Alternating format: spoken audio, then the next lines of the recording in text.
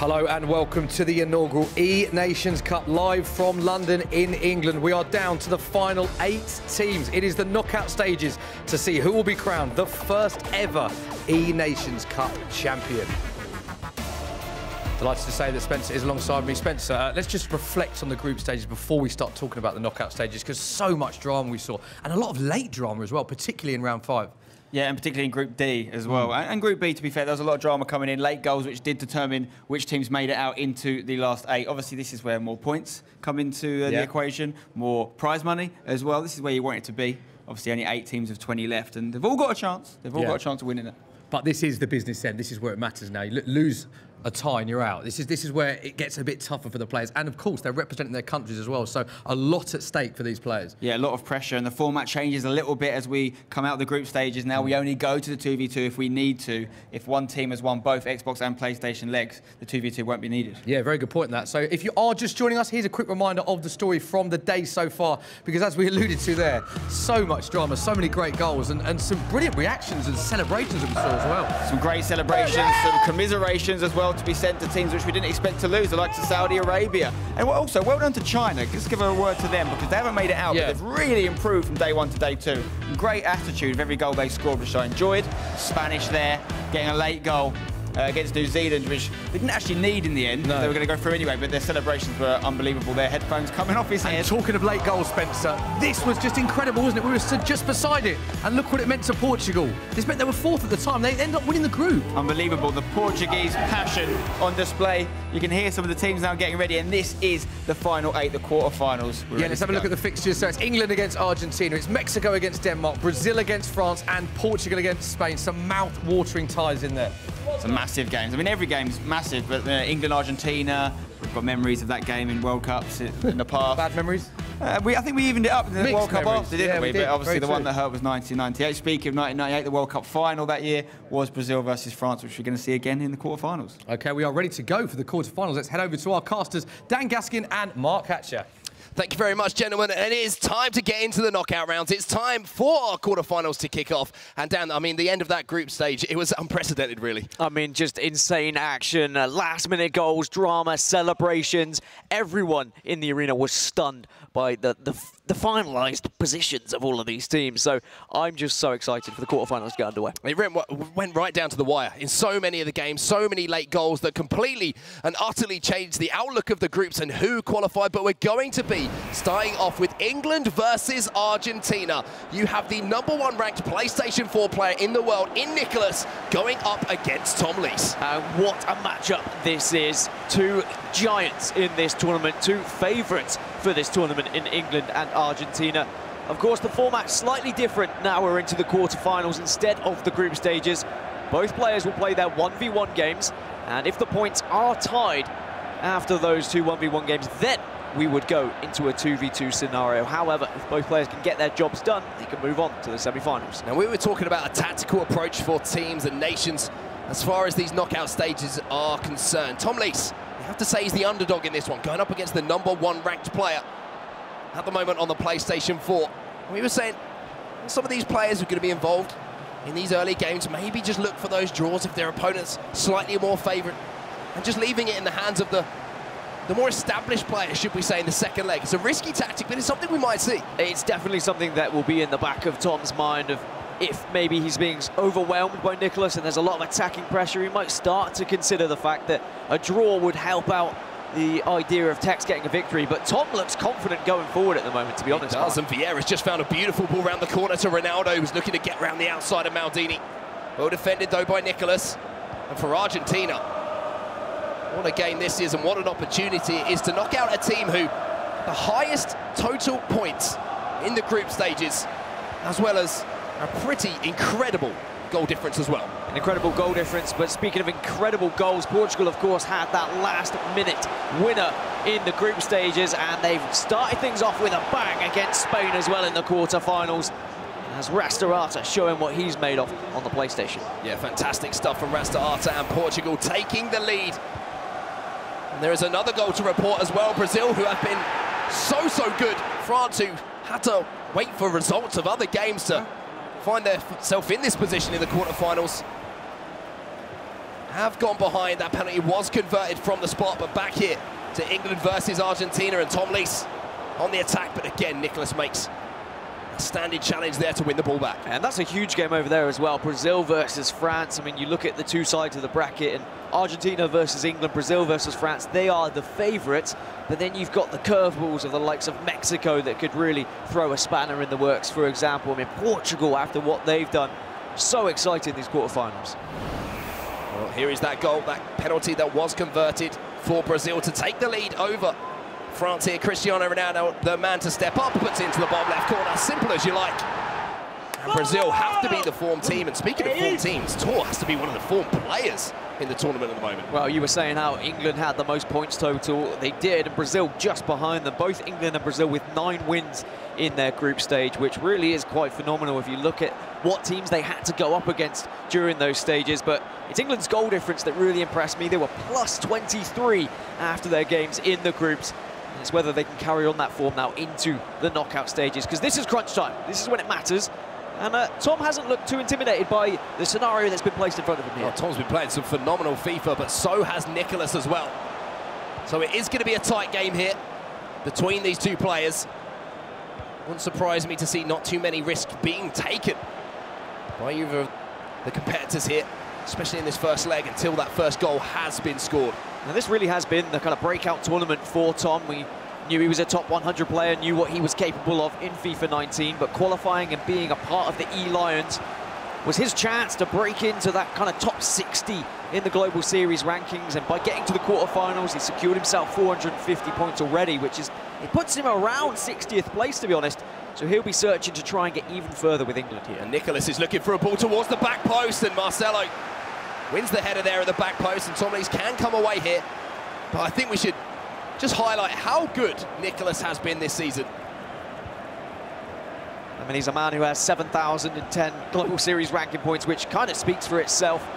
He's had tournament wins, he's won licensed qualifying events. He was the first PlayStation winner ever in a in 2 years in a cross-console final. For the first time ever on FIFA 19, anyway. And that is the challenge that stands in front of England. So Nicholas and Argentina now coming forward through the midfield. Nicholas with a very deliberate style of play.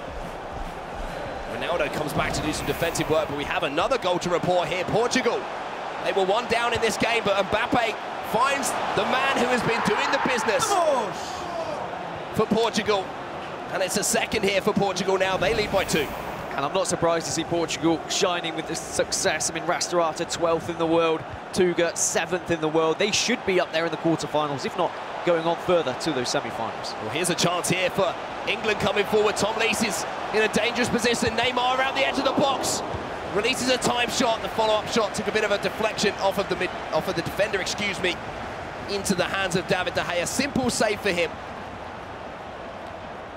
The first real chance of the game there, going to Tom Lees, having found that good position, Dan.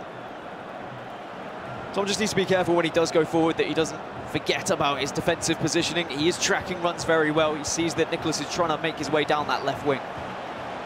Nicholas is inside the box then. First chance here for the Argentinian. The ball's going to fall across. Oh, no. And a penalty has been conceded here at the back post. I think Marcelo is the guilty party, and Argentina have the chance from the spot here. It was a great slide from Marcelo to keep the ball out of the back of the net. I think he made contact with the player as he was making that slide. Eusebio went down. Ronaldo from the spot then for Argentina. Steps up, straight down the middle. Argentina strike first here, 1-0. And it's just a case of keeping the focus now for Tom, accepting he was a little bit unfortunate with that challenge there. He'd been playing well up to that point, but the only difficult thing for Tom now is Nicholas is one of these players, when he gets a lead, he knows how to keep a lead. Very good at keeping the ball away from his opponent, depriving his opponent of that possession. So that's something Tom needs to be aware of and try and maybe counter-attack if Nicholas does start to play a possession game. That goal then just on the stroke of half-time as well. Perfect timing for Argentina and Argentinian fans at home. The fourth official has indicated. Is there a chance here for England to maybe create a chance right at the end of this first half? Ronaldo. Back to Vieira. Working the ball between the two central defensive midfielders here. Ronaldo turns onto his left. Great tackle, though, for Nicholas and Argentina. And at the break here, it will be Argentina 1, England 0. Nicholas staying very close to Tom defensively, not allowing those turns to get around any of his centre-backs and present him with any sort of opportunity to get a shot away on goal. And you've got to remember, both these teams very familiar with this format. Both Nicholas and Tex from England, they were partners at the E-Club World Cup when they won the tournament together, but now they meet as rivals in the eNations Cup. It's Nicholas who has to go up first to take on Tom. You mentioned it at the start. Tom is the underdog here, 113th in the world at the moment. Will soar up the leaderboards after his performance in the eNations so far. But even if he could just secure a point and give Tex the chance to sort out a win and send England through to the semi-finals, I'm sure Tom would be happy with that. But it's going to be very difficult to get back into this game. You can see some deep discussions occurring between both Argentina and England here with the coach, with the Xbox One players alongside them. Iago for Argentina, Tex, of course, for England. And that's a good example of how seriously this second half has to be taken by both of these players, because getting a win on the board here, remember there's no aggregate involved here, so getting a win on the board in game number 1 just sets you up for success. It also means that you can just throw everything at Argentina if you were in Tom's position later on in this game. Let's say he's still 1-0 down, he doesn't have to think about an aggregate score, he just has to think about securing potentially a point for England. There has been a goal between France and Brazil, and it's white shirts going forward, which means France grab the equaliser here. And who else but Cristiano Ronaldo. Nice little bit of skills on the edge of the box. And Maestro, when he was full of passion yesterday, how he would love to press on with France here. Well, Nicholas is going straight on the attack here in the second half. Fires it just wide of the target, a little deflection. Takes it behind for a corner here. But France, I mean, Maestro, again, one of those form players coming into the tournament alongside Brazil's tour. Once again showing his worth.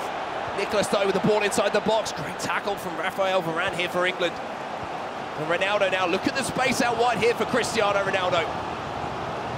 Big opportunity potentially for Tom Lees on the counter-attack, but he can't quite get ahead of the play there, and Nicholas defenders and midfielders will track back and close down that space. It's one thing we've always given Nicholas credit for, is how good his defensive ability is, how he controls a game, how he manipulates a game to his favour. He'll notice the areas where his opponent is trying to attack, and then he will focus on those areas to ensure that the defenders are covering certain positions. It's going to make it very difficult to Tom to try and break through and get even a shot on goal. Modric then uses Ramos to send the ball back inside. Nicholas now just testing the player switching and the defending and the focus of Tom Lees for England now. Croqueta from Ronaldo inside the box. Danger here from England. Nicholas is turning, he's twisting, but the shot is blocked just at the last second there. And the score stays at 1-0. I think Tom will be more than happy as long as it is only a 1-goal difference. As long as he knows he only needs one chance to get back into this game. He's trying to focus on the right wing at the moment, and there's plenty of space out there as well. Ronaldo then for England. Intercepted that pass by Mbappe. Vieira comes forward once more. Ronaldo, great ball into Neymar here. Takes the finesse shot. Ball falls back to Neymar! And Lady Luck shines on England here. A deflection on the strike.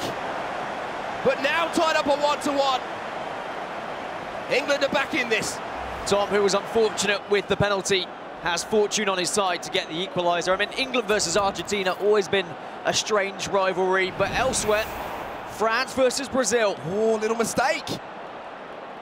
And it's Cristiano Ronaldo who goes through on goal here for France. Ball roll past the goalkeeper, and France come back from 1 down.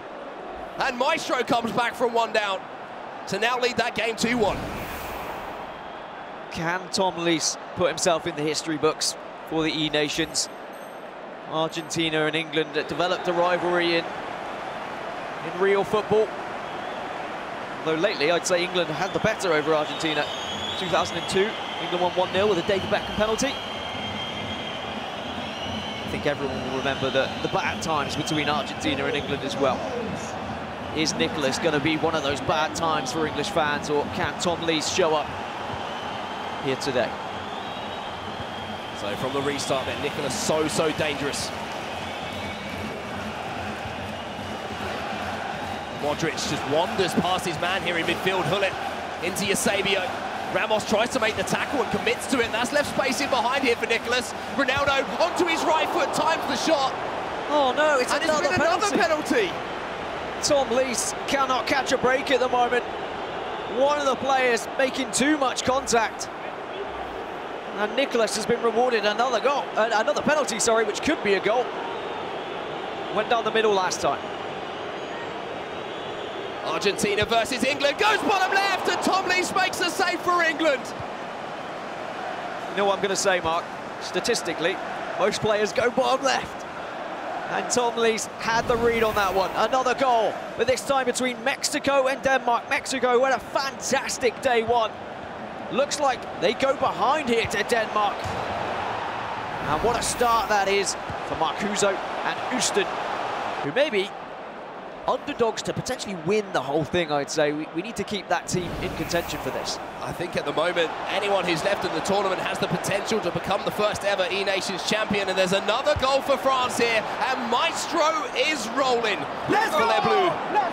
Let's go! And you can see him get a little bit louder now, because he knows he's getting closer to putting that win on the board here for France. And you didn't see it on camera, but he was doing his signature Mbappe celebration yet again. It seems to be giving him good luck in every tournament he plays in at the moment. And England-Argentina still tied up 1-1 after a save from England from the spot again.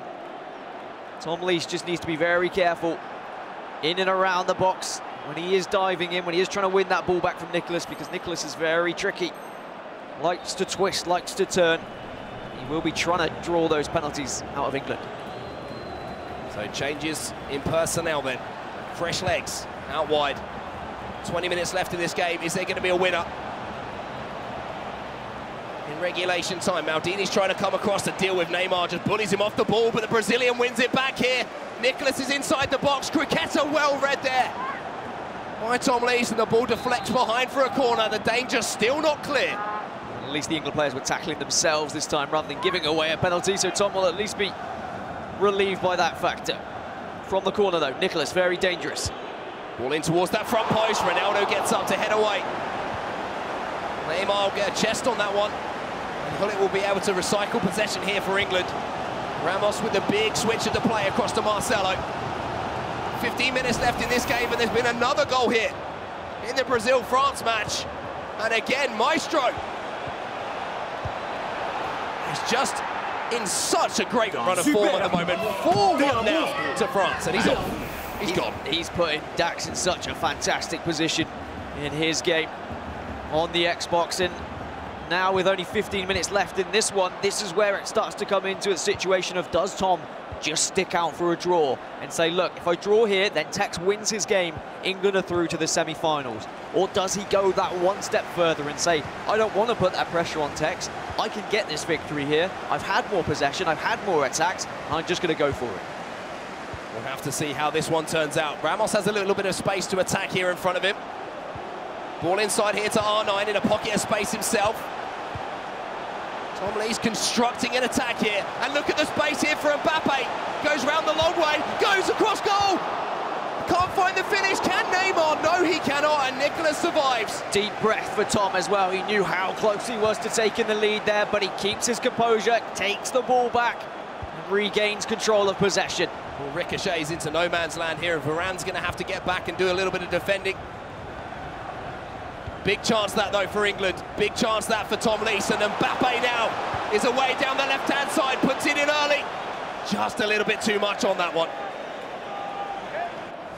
5 minutes left, but elsewhere there's been action. Portugal were 2-0 up against Spain, but Spain brought one back with Eusebio with 8 minutes to go on the PlayStation. It's Rastarata, a player who usually very good at holding on to those leads. Can he hold on right to the 90th minute? Ronaldinho introduced here in the cam position for Tom Lees. Interesting to see if Nicholas has made any changes as well. We'll keep our eye on that. See if there's any impact substitutes coming off the bench that could potentially win this PlayStation 4 leg of the quarter-final. Portugal-Spain now tied up at 2-2 after we saw that first goal. Spain are right back into that.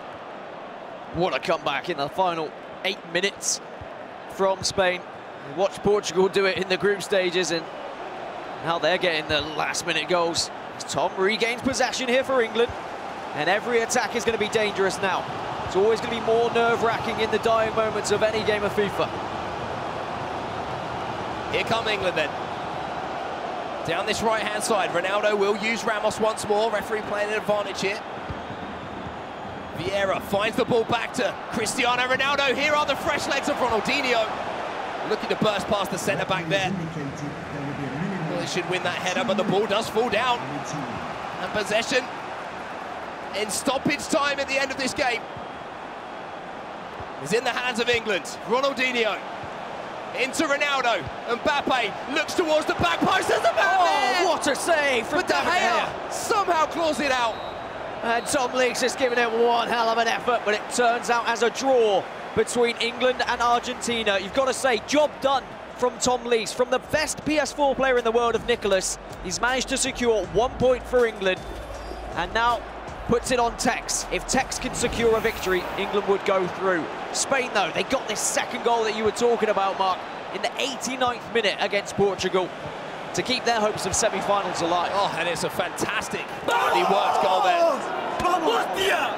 And you can see how much this is meaning right now to every single player who's left in the tournament. Mexico in the highlights as well, and they found an equaliser this time just before half-time. That game now tied up at 1-1. Mexico had the most goals scored after day one of play, showing why they deserve to be in these quarter-finals, and we're going to join that game live now. Denmark versus Mexico.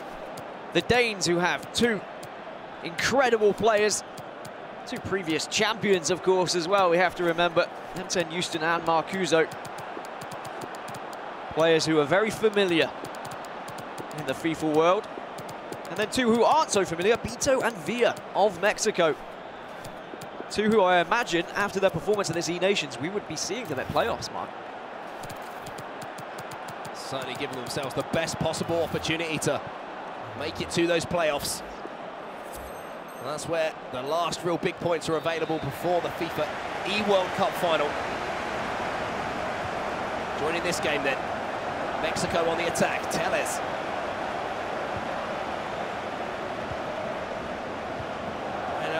The ball to Van Dijk, who finds the ball back inside. Telles being very involved in this attack. Mbappe now, Criqueta 1, 2, 3, 4!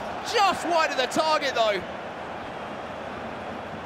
And I thought it was going to be signature Marcuso. The man must Criqueta in his sleep. But still tied up 1-1. Still a chance for Villamor to cause an upset here. Despite the fact that Mexico performed so well, you'd have to say that Denmark should still be favourites in this matchup. We've been saying it all day, though. We were saying it all of yesterday. Everyone seems to be the favourite against Mexico, but they keep putting in these performances.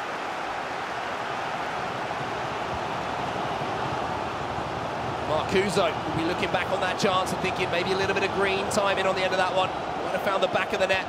Did so well to fashion the opening. Villamor here survived. Now he's looking for the ball in behind, almost up behind Virgil van Dijk there.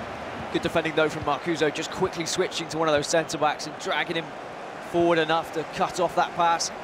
Very aware of the runs that Villamore's trying to make going forward. You've got to be so switched on, especially in just a single-leg 90-minute game. You don't have another 90 minutes to make up for your loss or your draw. You have to rely on your teammate. Here's Vieira then spreading the ball nicely out wide here to Ramos, who can attack that space. Ronaldo. Danger here for Denmark. Villamore is just prodding at the defences here of Marcuso. Tries to line up that first-time shot. Well defended, though, by the Dane. I think Marcuso spotted that that's how Villamore is trying to score here. Trying to play that first-time shot just from the edge of the area, whether it be finesse or whether it be a low driven. If Marcuso can put enough bodies in the way, then it's going to be very difficult for Villamore to actually find the target. Here he comes again. Vieira finds R9. Mbappe with the scoop turn, well read though by Marcuso. Good tackle from him, and now there might be a chance on the counter-attack here for Denmark. Good pressure though from Mexico here. Villamore, and oh, the ball's just broken through the defences. Neymar has the chance, and Mexico! They are the golden boys at the moment. At the eNations Cup, they just don't know how to lose. They really were the surprise of the group stage, as they opened up the tournament with 18 points, undefeated after their first 6. They struggled a little bit later on, but they still managed to get through. And unfortunately for Marcuso, a slight defensive slip has allowed Mexico to take the lead, and now Marcuso's going to have to press forward and really dig deep and find as many croquetas as possible to get back in this game. Mexico, how good have they been? I think the fact that they're here into the knockout stages, they're leading in the first leg, answers that question, Dan. I mean, if you look at the records of all the teams that have qualified into the quarterfinals, I mean, the likes of France, who won 6 games, Denmark only won 4, Portugal won 4, Spain won 6, Mexico won 7 games. I mean, only 3 other nations won more games than them. There is no doubt they deserve to be here in the quarterfinals. Yes, it's a surprise, but they've shown up when it matters. 2 players who have played in Foot Champions Cups before, they've qualified for these tournaments. We need to start remembering these names. One thing I'm very interested in tactically here is we usually saw the 4-2-3-1 or the 5 at the back or something like that, or the 4-5-1 formation being used as a defensive formation. Now the 4-4-2 is being used as a defensive formation. I love it, because your front 4 attacking players kind of sit on the halfway line, and they defend. They drop back, they defend, and it means bodies behind the ball. Yeah, and you have to go through almost 2 waves of defence when you want to try and break through and get towards goal. So I love a defensive 4-4-2. So then Marcuso needs to rescue something here for Denmark. Ronaldo. Croquetas for days from Marcuso, and it's working again, and he's found a way through! He is a ballerina on the ball. And the Land Croqueta rears its head again. I'm going to make a petition for FIFA 20 just to be called the Marcuso. I think he's earned that right. I'll tell you what, if he can earn a victory here, then maybe we can get a couple 100 signatures on that petition. 2-2 now between Mexico and Denmark. Marcuso not phased after that defensive slip from him. How will Villamore react, though? Mexico's kickoff, and a chance to go forward and try and snatch a goal back straight away. We thought the groups were full of drama. Well, I just feel like every single stage of the tournament, we're going to see something special in every single game that is going to decide which way the first ever eNations Cup will go. Here come Mexico. Vieira, big chance for Mbappe! And he sticks it away at the near post. Mexico back into the lead. It's 3-2 now. Back to back from the kickoff. Marcuso thought he was back into the game, but Villamore says, anything you can do, you can do better. Now he gains a goal lead and needs to set up shop at the back, defend from this kickoff. Make sure Marcuso doesn't slipstream through with all those croquetas up his sleeve.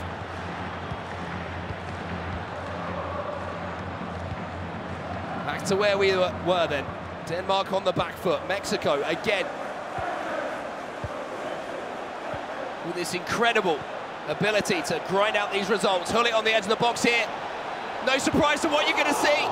The only surprise there was the block that came in just at the last moment. Yeah, Fitmore's going to be so happy. He was able to get several bodies in the way of Hullet there. He's going to have nightmares about cricketers, though. Marcuso's in again. Ronaldinho dancing past everyone in front of him. Ronaldinho now lays it back to the edge of the box to Maldini. Here's Ronaldo, another one. Make it two, and oh, it's found its way in! The ball falls back to Cristiano Ronaldo. And it's 3-3. What comes next? And the thing is, even though you know Marcuso is going to be linking those cricketers together, it's so difficult to defend against them. I don't think anyone has any doubt it's the most powerful skill move in FIFA 19 for getting past a man. And the trouble is, if you try and lunge in too much, you are at risk of giving away a penalty. 3-3 though, in this first leg between Mexico and Denmark. Setting up for a very exciting second leg, and I'm sure M10 Houston is watching on, just hoping that at least Marcuso can hold on to a point here. All of our other quarterfinals are underway as well on the Xbox One. Back to this game though. You can see the cricketers, and it was fortunate to drop back to the feet of Cristiano Ronaldo there, just outside the 6-yard box, or just inside the 6-yard box, I should say. But you take those chances when they come along, especially in the knockout format, where every single goal matters so much. 81 minutes on the clock when that ball hit the back of the net. What's going to happen here at 3-3? Is there going to be a winner?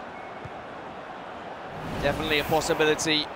Now on the Xbox side, we have our quarterfinals still getting underway, and it's a penalty to Portugal, and it was slotted away by Cristiano Ronaldo against Spain.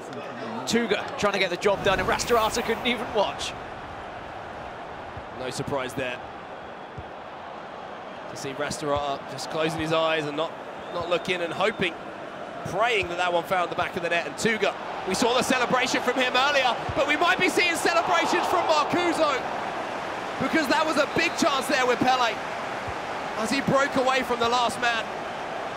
Denmark still on the attack. Telles. Pele, the man who just missed that chance for Norway, gives the ball away. It's, excuse me, Denmark. See the red and the white. When there's so much action going on, you've got to forgive me for the odd mistake. The fourth official is Ronaldo then, for Denmark. Ronaldinho tries to find the ball back from Cristiano Ronaldo. Well, here come Mexico in added on time, Dan. And look at the space here for Ronaldinho. Just a little bit too much power. I was going to say, speaking of space, that one almost ended up in space. But we're still having things underway on the Xbox, and it's France versus Brazil now in that second leg after France had such a dominating first leg from Maestro. And Dax carries it on into that second leg as France start to head towards the semi-finals, but Brazil, just minutes later, grab that equaliser in what is a must-win game for them to keep their tournament hopes alive. A fantastic goal there from Abinho for Brazil to tie it up at 1-1. And Dax was relying on Maestro a little bit yesterday for some of the results, going down to those 2v2s. Expect to see him try and step up today and take some of that pressure off of Maestro. Abinho. So these are the results then stuff from him. From the quarterfinals. You can see England versus Argentina, Mexico versus Denmark. Right at the top is how many points they've secured from those first games. So both England and Argentina with a point, same as Mexico, Denmark, because both of them drew, Mark. Moving on to our next set of results then. You can see fantastic performance there from Maestro. 4-1 win over Tour. So France have 3 points on the board. And of course, one apiece here between Portugal and Spain now. And now we're going to go back to England versus Argentina then.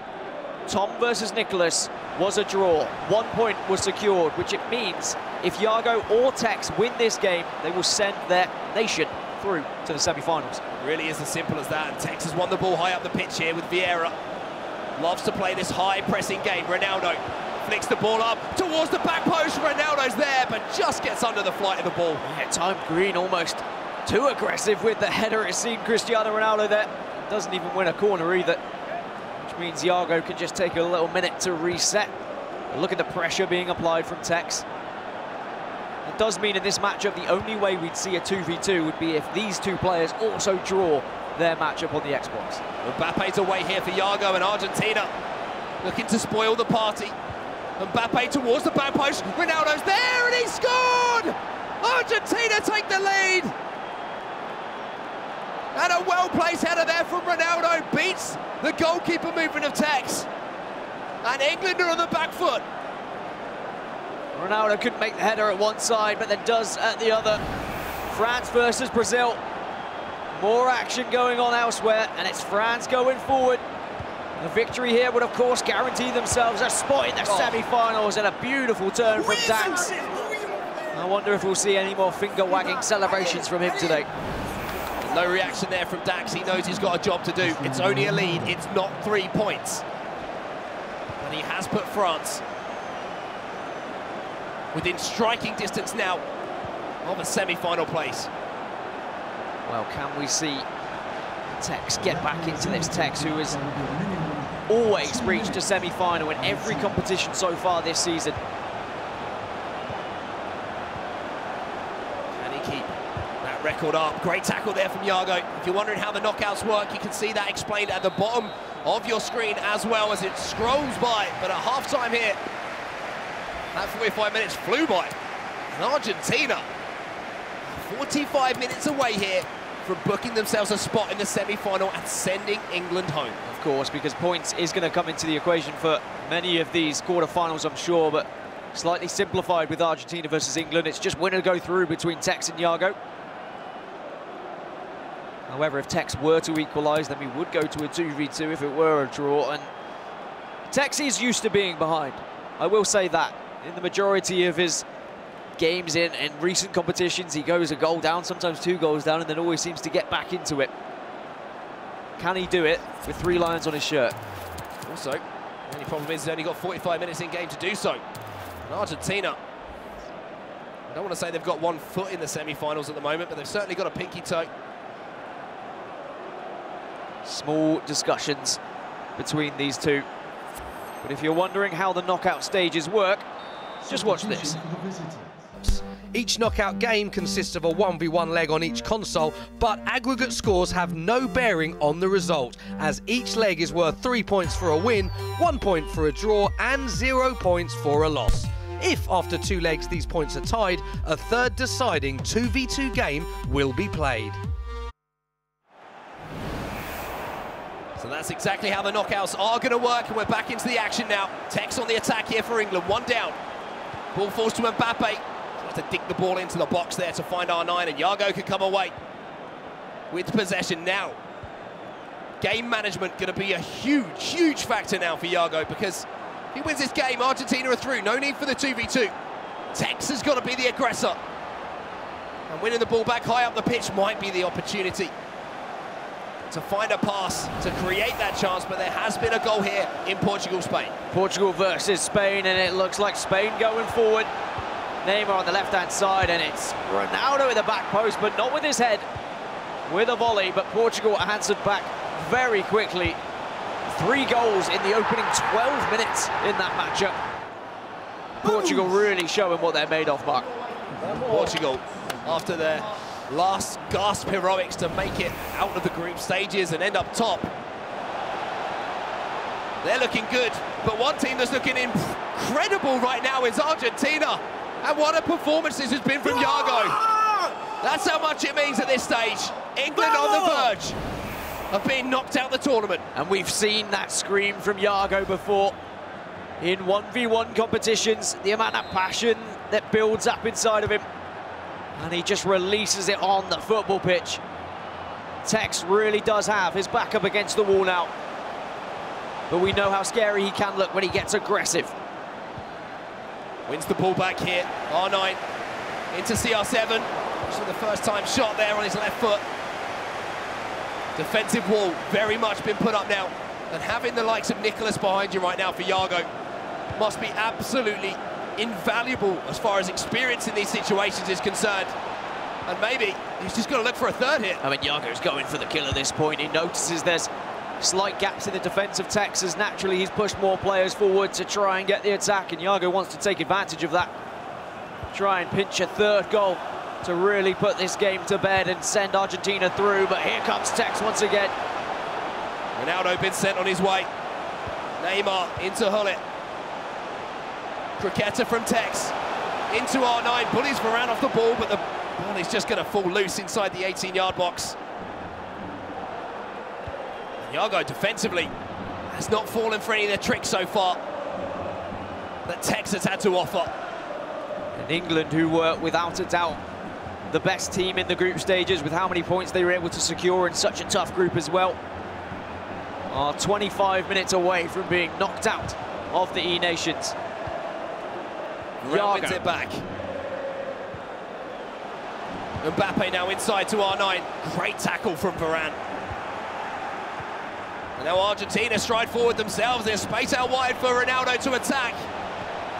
Digs the ball into the box. Neymar into the middle. And I think that might be the killer blow. But the linesman's flag goes up and saves England's blushes. I think that just gives time for Tex just to take a little pause here, have a little mental reset, have a chat with his teammate Tom, and of course the coach behind them as well. Elsewhere though, Portugal and Spain. Portugal still pressing on and showing what they're made of. Tuga, one of the best defensive players around at the moment, with a 2-goal lead, might be doing enough to send them through to the semi-finals. Now the penalty incident in this game. Denmark against Mexico. Ronaldo just bundled over in the box there. The penalty was given. You can see the reaction of the Mexican players. Not particularly happy, but having stepped up, it was saved. So no goals still in that game. Very tense moments in all of these quarterfinals, and it's Tex now coming forward. He needs a goal for England. Ronaldo inside the box, little half drag back to create the space for the strike. Save from De Gea, corner here for Tex. Ronaldo gets it away. It will fall out of play here. You just feel a goal here for England, for Tex. And Yago, he has to start feeling nervous. Modric. Varane will clear back to Hullet. Smart play there from Yago. Yeah, if Tex manages to grab one, that's usually when he builds on momentum and that's when he looks at his best. However, Yago doing very well to contain him at the moment. Speaking of trying to contain a team, France trying to contain Brazil, but they're not able to do so. A nice ball roll from Pele to equalise for Brazil, and of course Brazil need to win that game. A point wouldn't be enough as France won the opener. To our other game there, and it was Mexico who made a save from the spot, and they've gone up the other end. And they have taken the lead with a thunderbolt in the near post here from Neymar. And that's another game. Mexico and Denmark, of course, it's winner takes all as they drew the first leg. So as it stands, Mexico would be going through over Denmark. Back to England versus Argentina. What does Tex have left in the tank? 15 minutes left. Great interception there from Maldini, and Argentine fans around the world will be celebrating like a goal every single time that Yago manages to get possession back, because it just means less time for Tex to go forward, less time to create the chances he needs. And Yago here might be looking for the third. Ramos will clear the ball away. Clears the ball, gets it up pitch. Tex needs to win this header, but still possession for Yago, which means he's always posing a threat going forward, always eating away at that clock, and Tex just can't get the ball back at the moment. Argentina and Yago have looked incredible. Ooh, a little bit wasted there by Tex, trying to fire the driven pass into the strikers. And Yago, he can almost taste it. Argentina can almost taste it. But Spain, they're not done yet. Neymar forces the save then from De Gea, back across goal on R9. Will make that just a one-goal game. A one-goal game that, of course, if we do see an equaliser for Spain, would head us towards 2v2 as well. I mean, aside from the France and Brazil game, every other quarter-final was a draw in the first leg, which means they're all winner takes all. Look at the faces of the two English players there with very little time left on their way out of the eNations to Argentina of all teams. Well, Mexico took the lead in this game, but the through ball has found Neymar here for Denmark. The cricketer inside, and they've tied it up just before half-time here. But speaking of time, it looks like it's run out here for Tex. It's run out here for England, because Argentina and Iago might have pulled off one heck of a result here. It would have to be from this attack, really, for Tex. You saw how he sat back and lumped in his chair as he's starting to realise now probably isn't coming home. And that's something that I'm sure all English fans are going to be very disappointed about, because there was so much expectations from on these two. Neymar across to R9, maybe there is a chance the block comes in though. And that is going to be it. Tex knows. Iago, you can see him, he's just holding it in at the moment. He looks like he's going to explode with celebration any moment, and there it is, Iago and Argentina will be the first team in our semi-finals. Nicholas was probably watching, holding his breath, thinking maybe he hadn't done enough, but what a performance from Iago. Not only winning his game, but winning it versus Tex, the most informed player of the season so far, the player with the most global series ranking points in the world. England fall, Argentina go through. A disappointment for English fans, but we've got plenty of other action still going on at the moment in our quarter-finals. You can see Tex there. Not a good day at the office for him. He's had plenty of good ones so far this season, and I'm sure there'll be many more to come for himself and Tom Lees. We have our first semi-finalist then. And it looks like as we get towards the end of these games, we might have some more teams joining them. And it's Denmark who take the lead over Mexico, and that could be the goal that puts them through. As now we will join Mexico versus Denmark. The PlayStation leg was a draw. Winner goes through in this game. A draw would send us to 2 versus 2. Denmark, who have two absolutely phenomenal FIFA players on their roster. And now it's M10's Houston in control. Playing on the Xbox, not his usual PlayStation. A man who is 5th in the world on the PlayStation, showing up also on his other console. Was the champion in Singapore recently at the FUT Champions Cup on the PlayStation 4. We're hearing it as well. The result in now, France have gone through.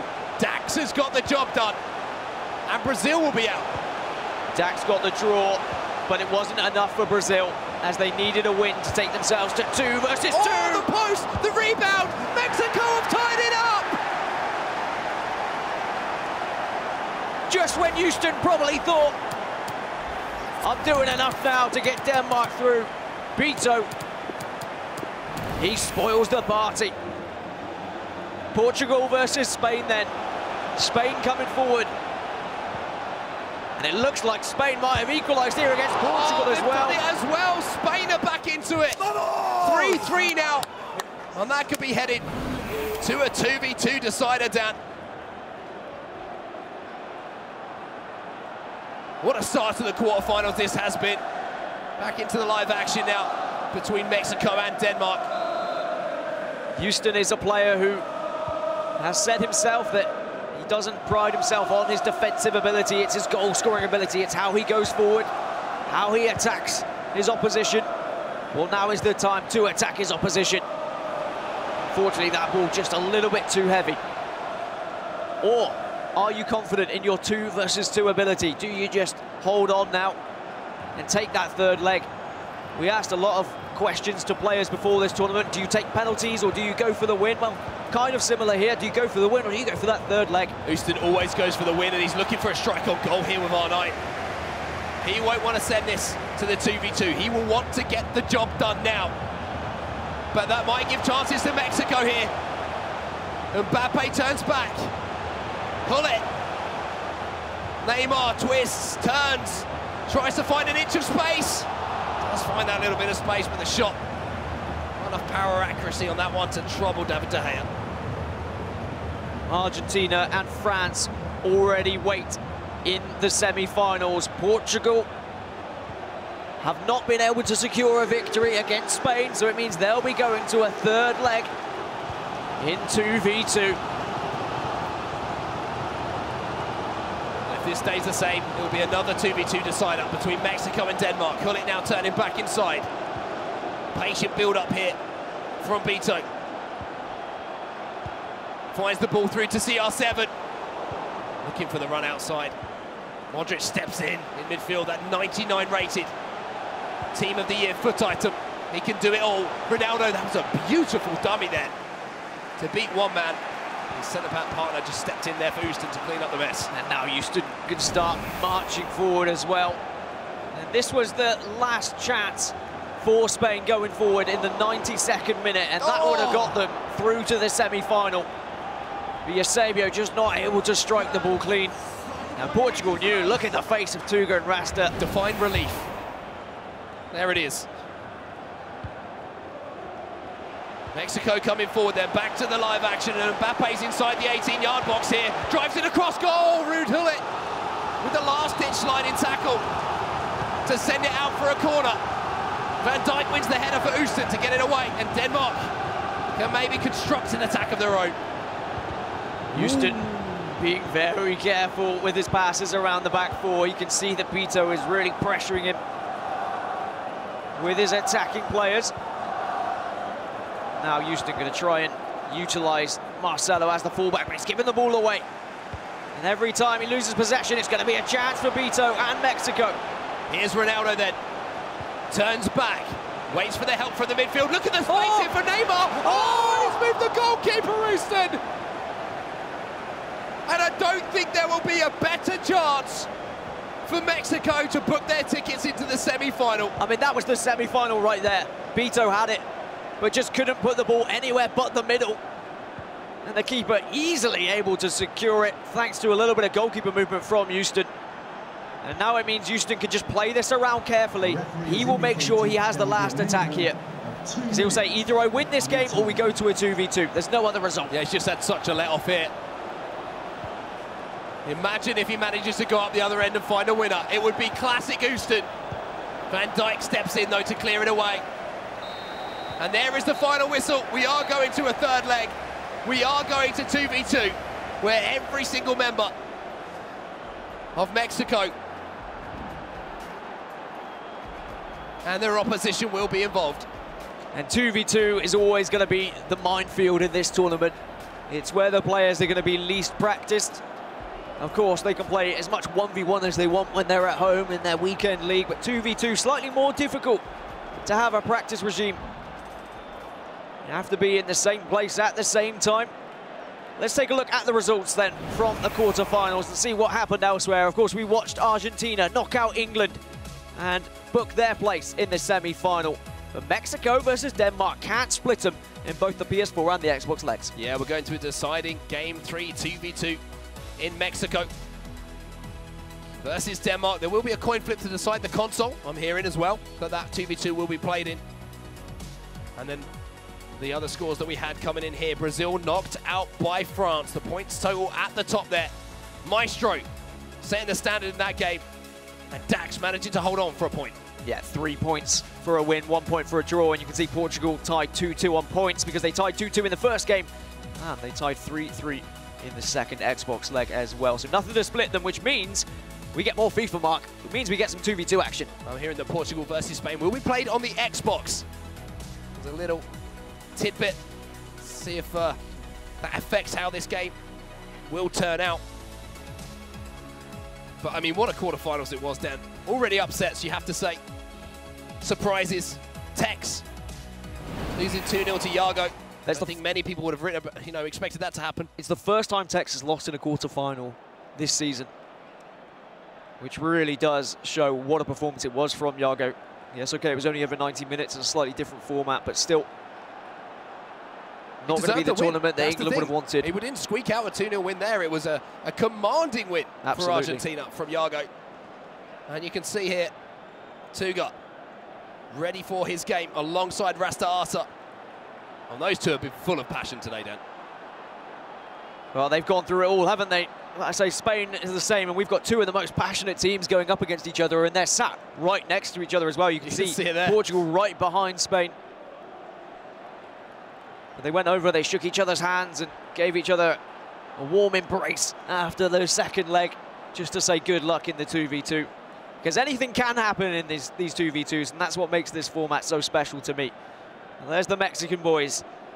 Would they have expected to be in the quarter-finals in a third leg with a chance to get through to the semi-finals against Denmark before the tournament started? Probably not, but they're here now, and they need to seize the moment. And Denmark, who were relying on results elsewhere to hold on to their second-place spot, to actually go through into the quarter-finals. Maybe they're thinking they're on borrowed time a little bit here. And this is kind of house money that they're playing with right now to find a place in the semi-finals. And I love the fact that to decide who is going to be going through to our semi-finals, it will involve every single player who is representing their nation. At the draw then, and see who will be playing who, what the reward is for winning these games. Mexico versus Denmark. Winner will face Argentina. Portugal, Spain, while France are waiting in the wings to face up against one of those. I mean, France, Argentina, they're teams we're used to seeing in semi-finals. Denmark, Mexico, what an opportunity it is for them. Not only for the nations, but also individually for the Global Series ranking points as well. And it's going to be very hard to predict this one, Mark. I think the only thing that we could have predicted potentially that people were talking about was France and Argentina making it through into the latter stages of the tournament. But the way that they've had to do it, let's go back to the group stages. France, they played all their games this morning. They thought that they were out at one point. And then an incredible comeback allowed them to go through. And Saudi Arabia were knocked out of the tournament. Massive props to Finland, I'm sure, for all of the French people watching still. Sending their regards to the two Finnish players who turned up and played a hell of a matchup against Saudi Arabia. Oh, I'm sure if France go on to win this competition, a little bit of their prize money might be spent to celebrate with the Finnish boys. Might hold a little Finnish flag up as well as the French one, I think. But that's still a long way to go, Dan. We've got our 2v2s to get through first. And 2v2 really does throw a spanner in the works. And we've got to look at the teams who have performed well in 2v2. It's the chemistry, really, that comes into the equation. Can you predict what your partner is going, what the runs they're going to be making? Are you communicating the runs you're going to be making? Are you calling for the pass? That's the big thing for me, communication, Dan. Because you have to be brave with your communication. If you're going to say, pass the ball to me when your opponent is, your partner is in a scoring situation, you need to be so bold with that call, because they need to trust your call. If there's any second doubt whatsoever, then suddenly the communication's off and you're not going to get the results that you need.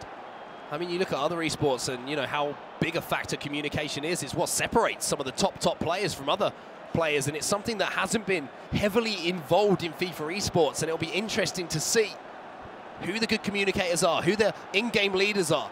Because if you make a run down the left wing, for example, with Mbappe, but don't say anything, and then afterwards you go, hey, why didn't you pass me that ball? And then the other guy's going to say, well, why didn't you call for it? And then instantly there's a little bit of a disagreement between the two. I'd like to imagine that all of these teams that have got this far have built that communication. They've built that chemistry. They all certainly have the passion, as it looks like they're gearing up now to jump into this final leg of this quarter-final. Portugal, who have been through it all in the tournament so far, can they go one step further? Or will they be bested by the boys of Spain? And of course, Spain, you can see J2 and Zidane focusing up, because this is it. No second chances here. We have to find a winner at the end of this 2v2. Portugal in the red, Spain in the white, their away strip, as we're underway in the deciding leg. And Spain right from the get-go. Sorry, Portugal right from the get-go in the red. Trying to just catch Spain off guard. And I mean, the difference between these four players in terms of Global Series rankings, Rastrata and Tuga both in the top 15. Zezu and Zidane, well, they're hovering around that 60th mark. These points that they've secured should get them towards the playoffs and maybe one step closer to the E-World Cup. And I'm sure they're going to be thinking about the eNations Cup and lifting it for Spain. Portugal on the attack then. Ronaldo, Cricketers inside. Vieira trying to drive the ball back out wide. Neymar will win possession back here for Portugal. Neymar now onto that left foot, trying to drive it into that near post. A goal we've seen a lot today from Portugal. Spain just need to be well aware of how Portugal have been trying to secure those goals. If you can stick tight to the defender, not allow them to turn on the ball, not allow them to beat that first man, then you're going to be in an okay spot. You just need to make sure that this second player is going to be able to running off the ball and chasing any sort of run down either wing. Because otherwise things get very tricky if suddenly you have players running left, right and centre past your defenders. And just a reminder to everyone watching at home, in the knockouts, in this 2v2, we have to have a winner. So after regular time, the game is all tied up. We go to extra time, and then the dreaded penalty spot will decide who will go through if required. And we say if required, and you might be thinking, well, surely it wouldn't go to penalties. In the E-Club World Cup, we saw quite a few penalty shootouts in the knockout stages after a 2v2. And you don't want to be the player to miss, but here's Mbappe coming forward here for Spain. Portugal winning the ball back. No surprise to see impressive defence here from Portugal with the two players that we have on show in Tuga and Rastarata. It's whether Tuga can bring his defensive ability and his willingness to just sit back and absorb possession and give it to Rastarata, a player who is fantastic at counter-attacking. Combine those two play styles together to create this force that Portugal seem to be bringing to this tournament. Spain have this never-say-die attitude so far in the tournament. They've not looked fluent, we have to say. They have struggled at times, but they keep grinding out the results. And you look back at the Euros and the World Cup, sometimes it's not the team who plays the most fantastic football who pitched it up on the real pitch. It's the ones who are effective. Ronaldo! What a chance that was! And the irony that the Spanish goalkeeper, David De Gea, is the one that keeps Spain at bay. But Mexico and Denmark, of course, is currently underway, and from the corner, it bounces back to Huller, and Mexico take the lead as they edge their way closer to a semi-final. But we know that Denmark definitely got it within them to make a comeback. Spain on the attack, no goals to report so far in this game. Mbappe twisting and turning here. Vieira drives the ball just into the range of Ruud Gullit to stick out one of his limbs to pick the ball up. We were speaking about communication, and if you keep a keen eye on the player cams, Rastarata and Tuga definitely having more of a conversation than the Spanish lads. There's a lot more focus, you could argue, from the Spanish boys, but whether that lack of communication might hurt them. Interesting to see that both Chechu and Zidane have their headsets on as well, so they're completely immersed in the moment. I mean, players work in a very different way, and if they had played together enough, if they've had enough practice together, they'll know how each other wants to approach the game, what runs they'll be making. But I personally do think communication is a very important aspect, and maybe that gives Portugal the advantage, but it's still Spain going forward here, and it's Spain with the corner, with a chance to potentially take the lead. Around 10 minutes to half-time here. Whipped into the box. Well, it clears it away here. Spain still on the attack, and they have grown into this game. You saw all sorts of space at the back post there for R9. But Ruud Gullit's positioning was good enough to make sure that ball did not reach the Brazilian icon. And whilst all I talk about communication and how important it is, of course there is the other side where sometimes communication can get in the way. If communication is bad, you might make a wrong call. Cristiano Ronaldo in towards the back post. De Gea has to come out, because Ruud Gullit was lurking there, just looking for a simple header into the back post to give Portugal the lead there, and Spain will come away now. 5 minutes before half-time. And in 2v2s, we are going to see more headers than usual. I know that in 1v1 we see a lot of back post headers anyway in this current meta, but with how you can defend so successfully with two players and you can press, sometimes all you can do is cross it. There is that ball in, and it's Ronaldo who gets up. Gullit made a great effort to get towards it himself, but we do have another goal here. between Mexico and Denmark. Cristiano Ronaldo finding Mbappe, the scoop turn, the cricketer, link them together. Tell me it doesn't work, and that is going to be Denmark back on level terms. And I would say, which player was that? But 3 cricketers, I can. Well, you said this last time. I can take a guess. Well, that time it was Marcuso. He was thanked by his coach.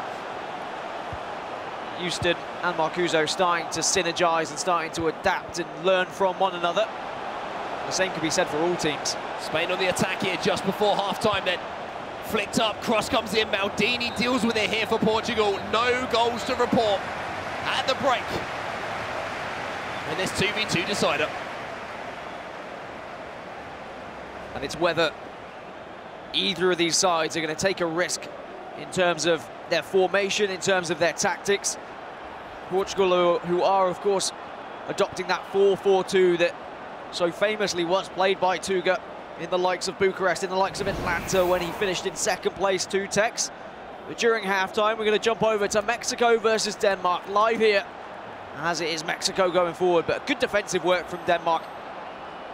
Even though I do say that you do have a lot of ability to defend in a 2v2 because you can cover so many different areas, that doesn't mean it's easy to do so. You need to be very aware of the game and a very good FIFA player to do it successfully. Disciplined as well to make sure that you're not pulling a player out of position when you get a little bit hungry to pick possession back off of a player.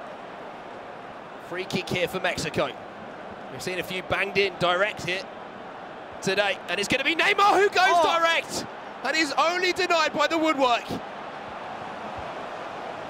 It seems like everyone's got their shooting boots on from free kicks today, and I love it. Just not quite enough though, but Mexico with momentum.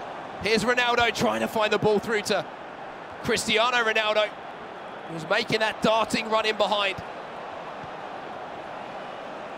Around 7 minutes or so until half-time.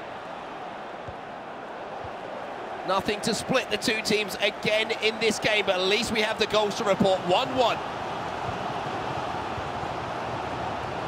If it is about who can deal with the pressure, you'd have to imagine Marcuso and Houston have the experience on their side as real veterans of the scene. However, Villamor and Beto, new, fresh face and have the passion. Pull it then into Neymar, tried the scoop turn Vieira, using every inch of his frame to make the interception there. I'm going to take a look in at both games at once because we have both of these games continuing at the same time here. The most important thing is no one at the moment has taken either of these games by the scruff of the neck. I would not be surprised if one of them goes to extra time as Mexico have a shot from distance, but just goes wide of the post. And it's because all of these teams so evenly matched. I mean, not just in 1v1, where of course we saw draws happen, but in 2v2 as well. Nothing seems to be able to separate them just yet. Keeping my eye on the left-hand side of the screen at the moment. Dan, you've got a job to do on the right-hand side, as we're just approaching half-time here. But we will go and watch Portugal versus Spain. Incredibly, it's no surprise, Dan, to see both these games be fairly cagey affairs with what is on the line here. A spot in the semi-finals of the first ever eNations Cup. And Portugal haven't had particularly high-scoring games throughout the tournament, and that is mainly because of Tuga and his play style, how he does like to sit back. But it's when he goes forward, it's when he has that momentum with him. It does look scary. Mbappe takes the strike there, and that surprised me to see De Gea having to dive across his goal there to turn that behind for a corner. The left foot of Mbappe on the turn, causing the Spaniards some problems. The trouble is when it does come down to a deciding match and it gets a little bit more tense, and look at... That's the communication we're talking about, Look at Portugal. That's the communication that could separate these two teams. Fascinating to see what happens now from this corner. Portugal whip it in towards the back post. And Ronaldo just lets the ball run out for a goal kick. I'm pretty sure that wasn't what was discussed. It was almost there, though. You saw how they were controlling Cristiano Ronaldo towards the back post. The other player controlling Hullet in the centre, and he wanted to head it down to Hullet, who would then nod it in. We saw, I think it was Tex and Nicholas do it at the E-Club World Cup when they first partnered together in this format. And they showed that set pieces can be so deadly if you do communicate, you do try things. But Spain also starting to have a little bit of a chin wag now as well. Important to let your partner know how you're feeling, how the game's going, if they're doing anything right, anything wrong. As we move over again to Mexico and Denmark, still all tied up here as well. Mexico on the attack. 4-4-2 being employed here. You can see both players here from Denmark controlling either Vieira or Hullet in those central defensive midfield positions. Mexico creeping forward. Neymar's dancing past his man until Virgil van Dijk decides that was enough of that. He stepped in and made the tackle. Now Mbappe. With space here on the left-hand side here for Denmark. Cricketter's inside. Ball inside here, Neymar gets it on the right foot, decides to go on the left. Big save from Van der Sar. Ball stays in play.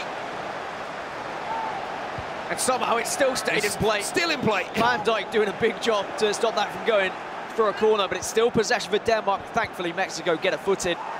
It's whether they're going to creep forward again. I've noticed Mexico like to keep their finger off that right trigger, or that R2, depending on which console you're on. They don't like to sprint. They just like to have a leisurely jog towards their opponent to give them more chance of watching their moves and trying to beat that man. Varane wins the header, but the second ball will be won by R9 Ronaldo.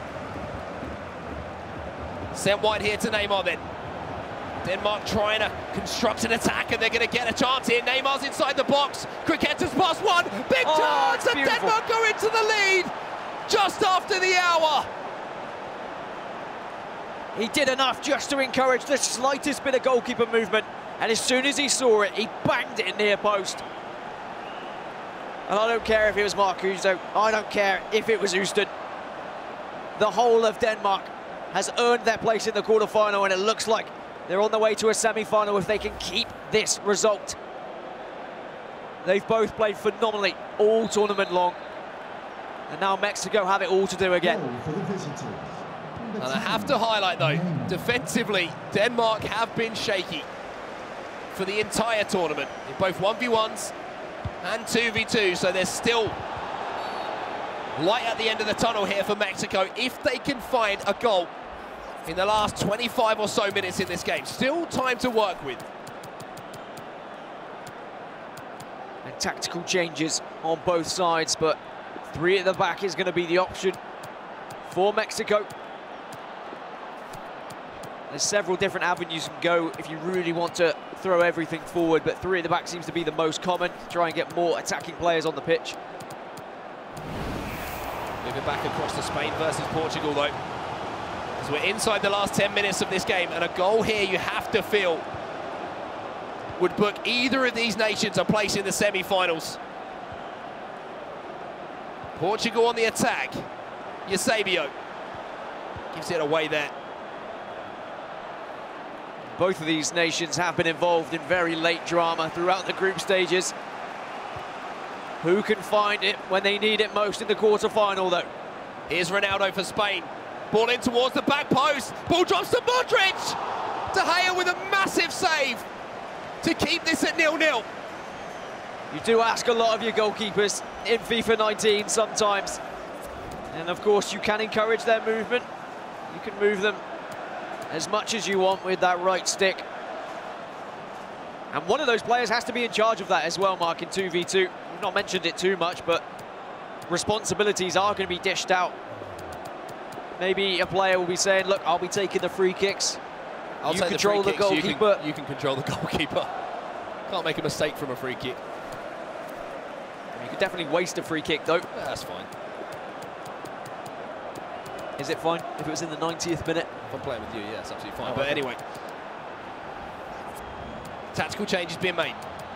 4-4-2 versus the 4-1-2-1-2. I feel like that cam might be pivotal here in these last few moments here for Spain. If they can get a ball into that cam in that position with those 2 strikers just ahead of him, behind those 2 central defensive midfielders, you might just find a little pocket of space. You might be able to find a pass. You might be able to create the chance that could send Spain through to the semi-final. I think the key word there is might, though. A central attacking midfielder trying to break through the 2 central defensive midfielders of Hullet and Vieira is sometimes feels impossible in games of FIFA. especially if your opposing team is defending well. But Portugal here, they want the last attack of the game. They're saying, all right, it's extra time or it's our victory. And as it ticks over to the 91st, 92nd minute, now is when they need to go forward. And here they come, Portugal marching forward, Ramos with the tackle, and there is the full-time whistle. We're going extra time between Portugal and Spain here in our quarter-final. Couldn't split them on the PlayStation, couldn't split them on the Xbox, and can't even split them in 2v2 now. So it has to be extra time and then potentially a penalty shootout. And a penalty shootout in a 2v2 situation is even better. Oh, there's so much pressure put on you if you're controlling the goalkeeper or if you're shooting at the time. But while we're waiting for extra time, we can see how Mexico and Denmark pan out, and you can see Denmark still with a 2-1 lead here.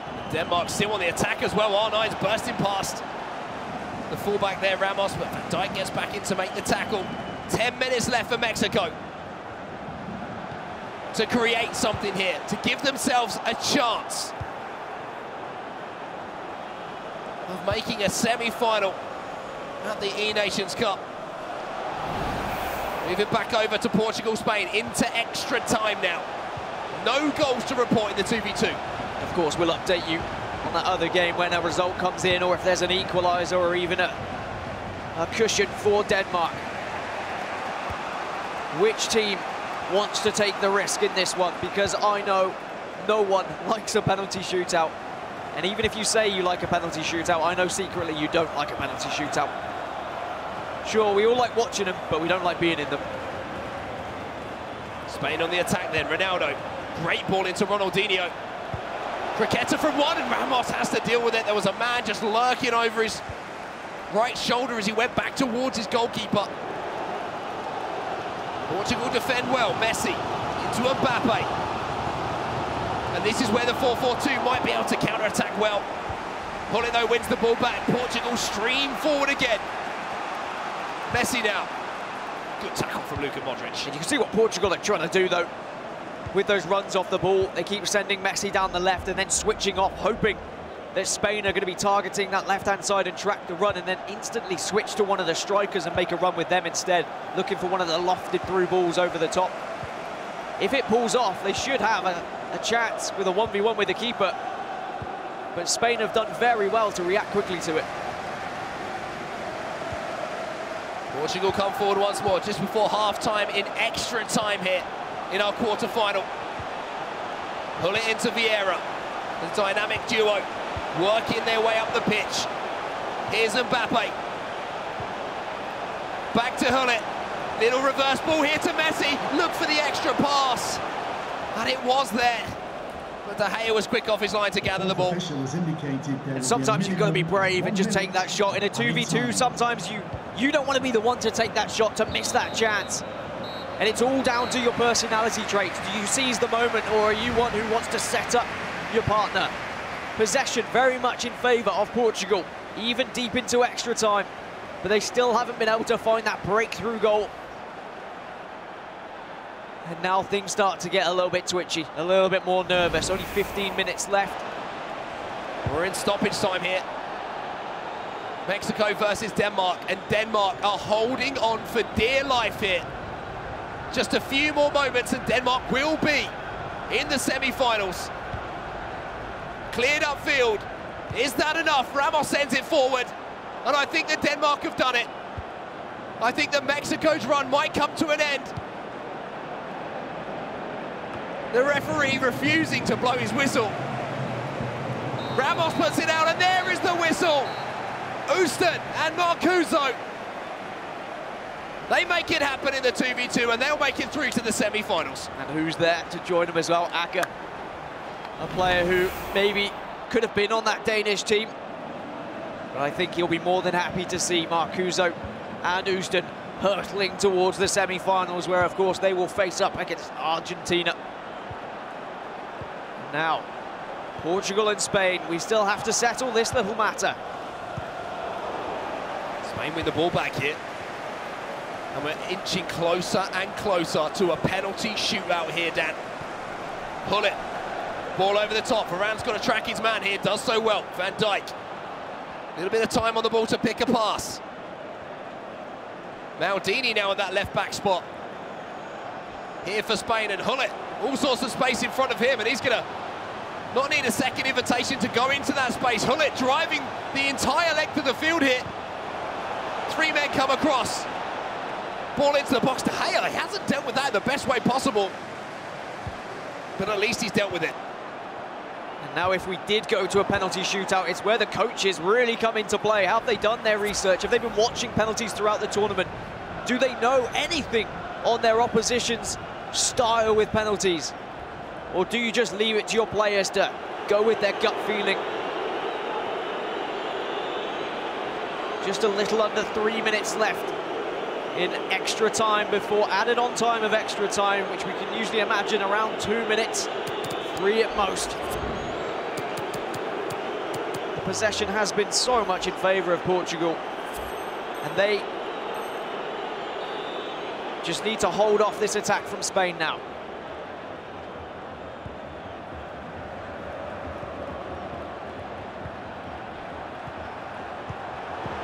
Just a few moments, but Portugal have won the ball back here. Hullet. Last attack of the game here. Portugal have the ball, and they're not adverse to a last-second winner, but Modric wins the ball back here. Eusebio for Portugal. He gets it back. Cricket is inside the box.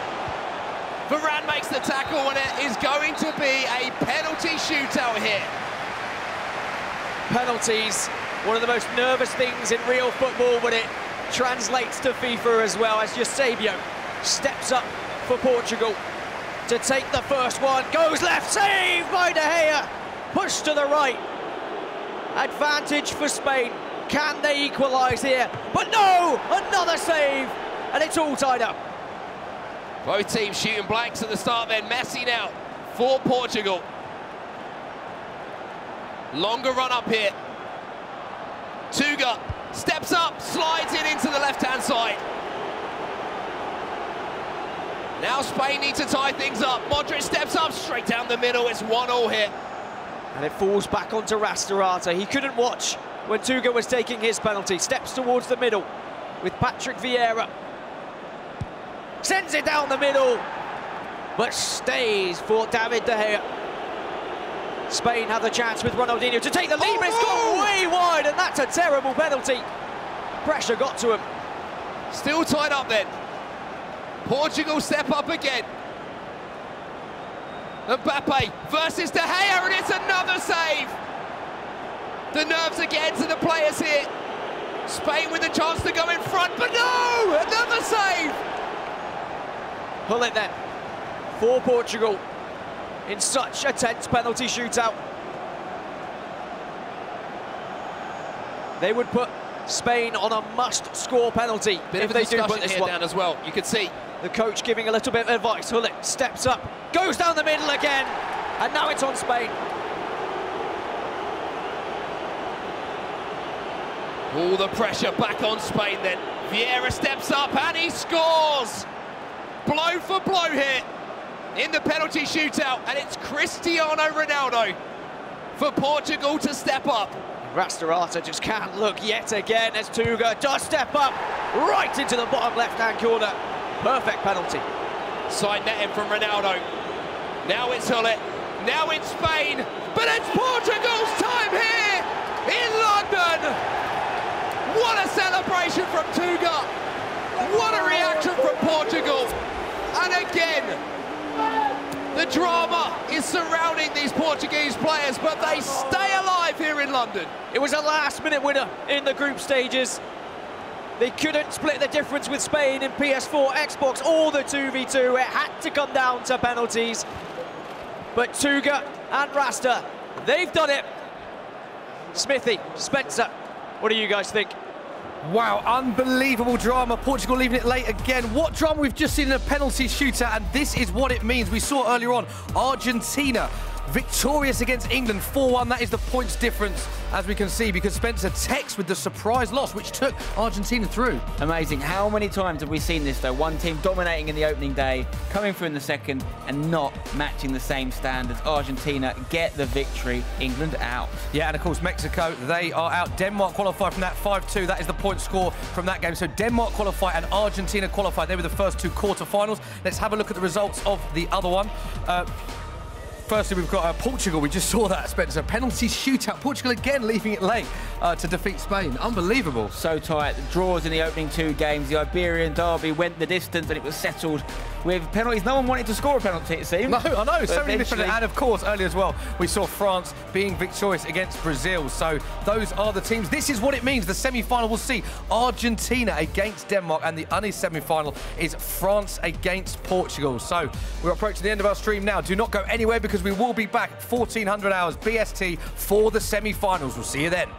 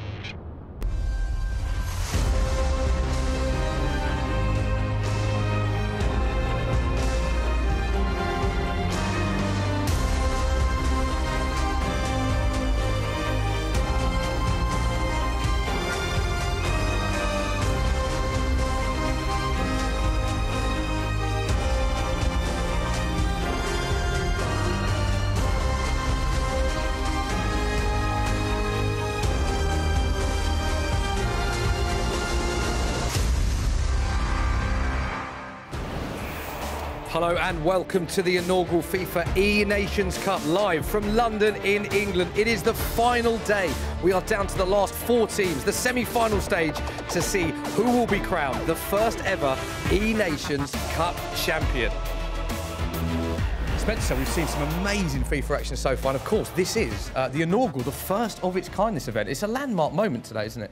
It's amazing. It's crucial. I think it's something I want to see obviously done again and again, but there'll only ever be one winner, of course, one first winner, and we've got 4 teams left, one of which will be that winner. Yeah, semi-final stage. Perhaps some surprises in there as well. Yeah, semi-final stage, of course, big prizes, but representing your country, so much pride that's come with that, and that's why we've seen so many huge celebrations from teams, because it's massive, isn't it? It's huge because there's lots of different ways these nations have been selecting their players. Some people have won tournaments, plain and simple, and been that chosen player on PlayStation or Xbox. Some people have been handpicked based on their current situation in the global series ranking, but regardless of how you get there, once you're here, you are representing your whole country. That could be a country of just a few million people. It could be a country of hundreds of millions of people, or billions of people in the case of China, of course. So it's a huge honour, and I think people have done their countries proud so far. Yeah, well said. It is a huge honour, as you say. Let's have a reminder of just some of the action that we've seen so far. So, Spencer, this is the group stages. So, of course, we saw the first 4 rounds of the group stage yesterday and round 5 this morning, and some unbelievable drama that we saw in the group stages. Some big stories, some big exits, the likes of Saudi Arabia, who, of course, have got MS Asari, the reigning world champion, in their team, but he was unable, along with the Royal, to get out the groups. We saw the likes of Germany go out, such a strong team with Megabit and Aubameyang together, also unable to make it out. We saw some fantastic drama towards the end as well, but Spain there celebrating, Portugal scoring a last-minute huge goal, which booked Look their at the spot. scenes. This is what it means to the players. A lot of passion from the Portuguese camp there. And yeah, they've done really well. And this is what it meant for the 4 groups. There was 4 groups, each consisting of 5 teams. 2 qualified to the knockout stages, which we're with now. So 2 qualified to the quarterfinals. Group A saw England, who had a great group stage, and France. They were victorious through Group A. Yeah, and that is a story we've seen in many tournaments over the months and years. Is sometimes teams dominate group stages, don't deliver in the latter stages. Sometimes teams squeeze through and then find their form. That's exactly what we've seen from Group A. Yeah, Saudi Arabia narrowly missing out. It was France and England that advanced. So Group B, that was what happened in the first group. This is what happened in Group B. Mexico got off to a great start in their first few games. They advanced with Spain, and USA narrowly missing out from Group B, Spence. 1 point is painful to go out on 1 point, particularly when you see other groups and you see teams with less points go through. Frustrating, that, isn't it? Yeah, but USA good account of themselves, particularly China as well, who have less experience on the game, have come through learning all the time. Big improvements from yesterday to today. Yeah. If they're in it again next year, I expect them to do better. Yeah, Group C, this is how Group C finished. Brazil and Argentina, great day yesterday for South Americans. It was Brazil and Argentina that advanced. Germany, Sweden and Norway were unfortunate and didn't advance, but they were the 2 teams. Big day, big results for South America. Yeah, the 2 Scandinavian nations there had a big battle on their hands from day one. We knew it was a tight group, and it would have been a big shock if they'd got out the group. But Germany exiting was surprising. We expected Argentina to, probably as group winners, or Germany. But it was actually Brazil who won the group. In good style as well, 27 points, the second highest tally of anyone in the tournament after England, and a decent goal difference as well, so they did well. And you mentioned the points there, that's important, England and Brazil, and keep in mind that as we change on 27 points for Brazil. Now look at this, Group D was wide open, absolutely wide open, so much so, Spencer, that Portugal, going into the last leg of the last round match, were in 4th. They scored a 90th minute winner, Cristiano Ronaldo for Portugal as well, which saw them win the group. This was so tight, this group. What's amazing about groups like this that have so many good teams and so much squad points shared is that often you get sort of lured into a false sense of security. You think these teams aren't that good, they're not going to go that far because they've dropped so many points in the group stage. It doesn't matter if you drop points, doesn't matter if you lose games, you just got to get over that dotted line and through to knockout stages, because we've seen both those guys who squeezed through, Portugal and Denmark, get through their quarterfinals still in the tournament, which is massive. Yeah, and this is what happened in the quarterfinals. So following on from the group stage, that meant England against Argentina, Mexico played Denmark, Brazil, France and Portugal played Spain. So here is some of the action from those quarterfinals. And again, Spencer, we saw a lot of late drama in the quarterfinal stage. Yeah, we did, and one of the big shocks was England-Argentina. Argentina, a very strong team. It started off in England's favour. Nicholas, who expected to win his game, was actually a draw, which meant all Tex had to do, who's the current #1 ranked player in the world, was win his game and England were through. Draw and it goes to 2v2, but he didn't, he lost. England got knocked out, Argentina stayed through. France came out on top versus Brazil, of course. Penalty shootout in the game between Portugal and Spain. You can see what winning the Iberian derby meant to the Portuguese players there. And of course, we had Denmark, Mexico, Denmark squeezing their way through on that one as well. Went to 2v2. Yeah, so this is what it meant. Argentina defeating England. Big shock, Tex losing, as I say in that one. Argentina advanced from that, and Denmark advancing against Mexico, which means Argentina will play Denmark in our first semi-final. The other quarterfinals saw France defeating Brazil and Portugal defeating Spain. So France will play Portugal. So some mouth-watering ties to look forward to in the semis. Yeah, 3 European teams left, and we've got a repeat, actually, the European Championship final from a few years ago between France and Portugal. And, of course, Argentina, Denmark. You'd be looking at Argentina as strong contenders now, along with France, I'd say. They're obviously, anything can happen. We've seen a few surprises, but I'd say they're in the driving seat to win this tournament now. Yeah, so those are the semi-finals we've got to look forward to. Let's just look back and react to those, because Portugal have had so much late drama. There was the goal that took them through from the group stage, and then Portugal had the goal, the penalty shootout as well. So, I mean, I've just seen some of the Portuguese players. I think they need to just take a moment just to sort of relax and keep themselves composed, because so much late drama for the Portuguese. Well, your question is, can they keep going through that and coming out on top? Because it does take its toll on you after a while. You know, they were, I think, 3rd or 4th in their group before that last-minute goal took them to top of their group in the group stage. Going through on penalties, we know it's a lottery, could have easily gone to Spain. In this case, it was Portugal. Ironically, Cristiano Ronaldo scoring the winning penalty for them. But now they've got to go up against France. Different beast in France. They look a lot better than the France of yesterday. You've got Dax and Maestro, 2 players who are 2 of the better players in the world right now in their respective consoles. So if Portugal get through that one, fair play to them. Go on then, I'm going to ask you, can't sit on the fence, Spencer. 4 teams remaining, 4 strong teams. Prediction, please. For a winner? Go on. France. I think France. You stuck with France throughout, haven't you? I said France or Germany at the start. Obviously, Germany went out. France squeezed their way through. They did enough. They're the reigning world champs at the World Cup. Why not do it here at the eNations? Why not? We will see. And we're almost ready to go for our semi-final stages. Let's head over to our casters, Brandon Smith and Richard Buckley. Thank you very much, gentlemen. And here we go then. This is the semi-final stages at the FIFA eNations Cup. 20 nations came here yesterday from all over the world, and now we have our final 4 and our 2 semi-finals, Richard, which we have to add, you were speaking about Argentina. They've made a semi-final. Yeah, I fancied Argentina from the get-go, really. They've got the #1 player on the PlayStation in the world in Nicholas, and people were sleeping on Yago. People were like, oh, I'm not too sure. He's an unbelievable player. What I think people were putting on Twitter just in a little bit then, on the Argentina versus England game, no one's really been able to stop Tex from scoring. He just kept a clean sheet. Granted, it was 1 leg, but Yago's defending against Tex was unbelievable. If he can carry on doing that, I'm expecting Argentina big performances. Exactly that indeed. Well, before we jump into this semi-final, can everybody be upstanding here in the arena for the first national anthem of Argentina?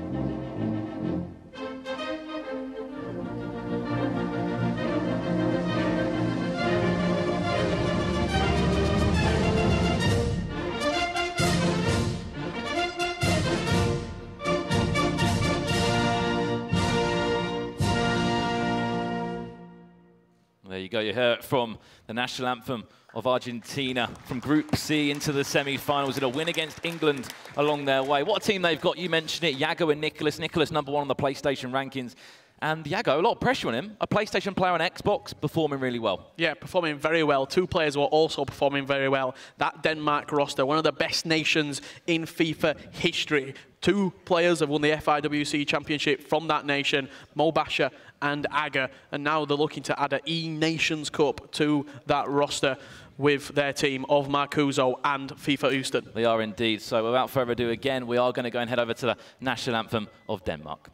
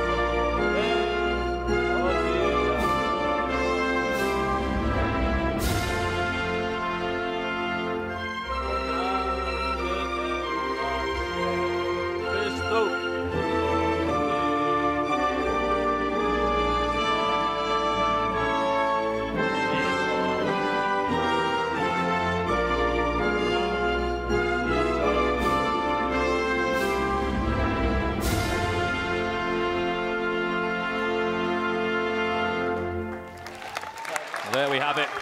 Argentina against Denmark. This is going to be your first semi-final from the FIFA eNations Cup. A huge moment for these FIFA players. The first to represent their country in an international tournament. They've been really impressive as well. We spoke a lot about Argentina, but that Danish team, you said it perfectly, 2 world champions previously. They've got Aga here with them supporting, unfortunately not part of that team, but still an influential character that's been to big tournaments, had experience there. Mo Basher as well, another Danish world champion. He'll be supporting from home. He'll be watching his fellow countrymen. But this is what they're playing for. A prize pot worth $100,000. In just a few hours' time, one nation, alongside being crowned the first ever FIFA eNation Cup winners, they'll pick up $40,000. The runner-ups will get $20,000, and it'll go down from there, $8,000 and $3,000, and alongside that, some really important global series ranking points, which, as you say, Richard, is pretty much your currency this year for competitive FIFA.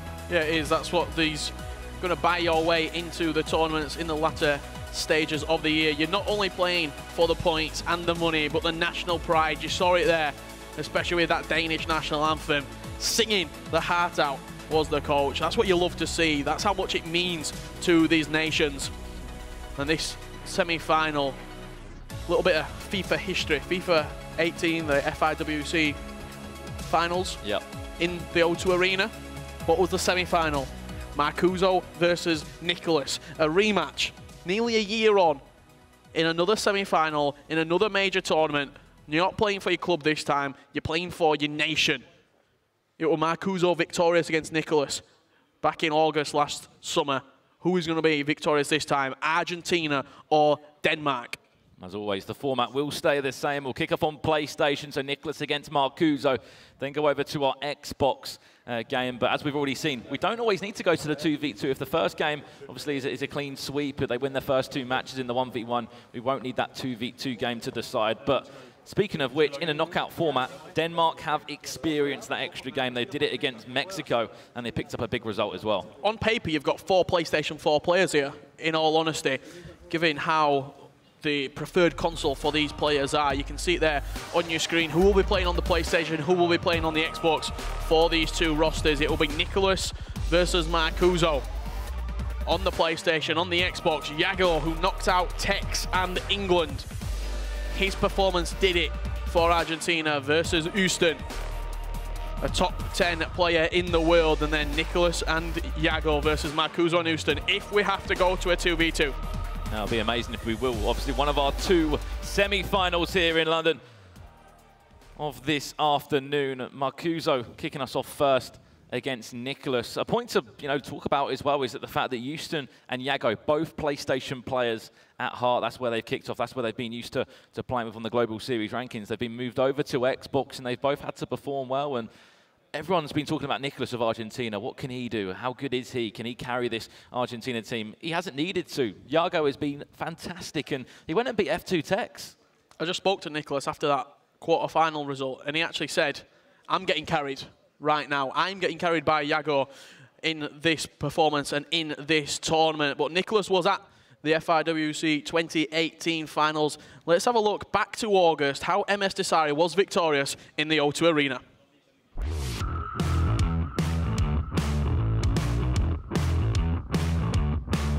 Here we go, ladies and gentlemen. We're going to have a brand new FIFA E-World Champion. No real options going forward. Oh, that's a dangerous ball, though. No offside. Ronaldo was still in his own half. It's a 1v1 with the keeper. De Gea's come out, and he's got it. Can you believe it? A golden opportunity for MS Desari to take the lead. There's a chance. This time he will take it. Desari will go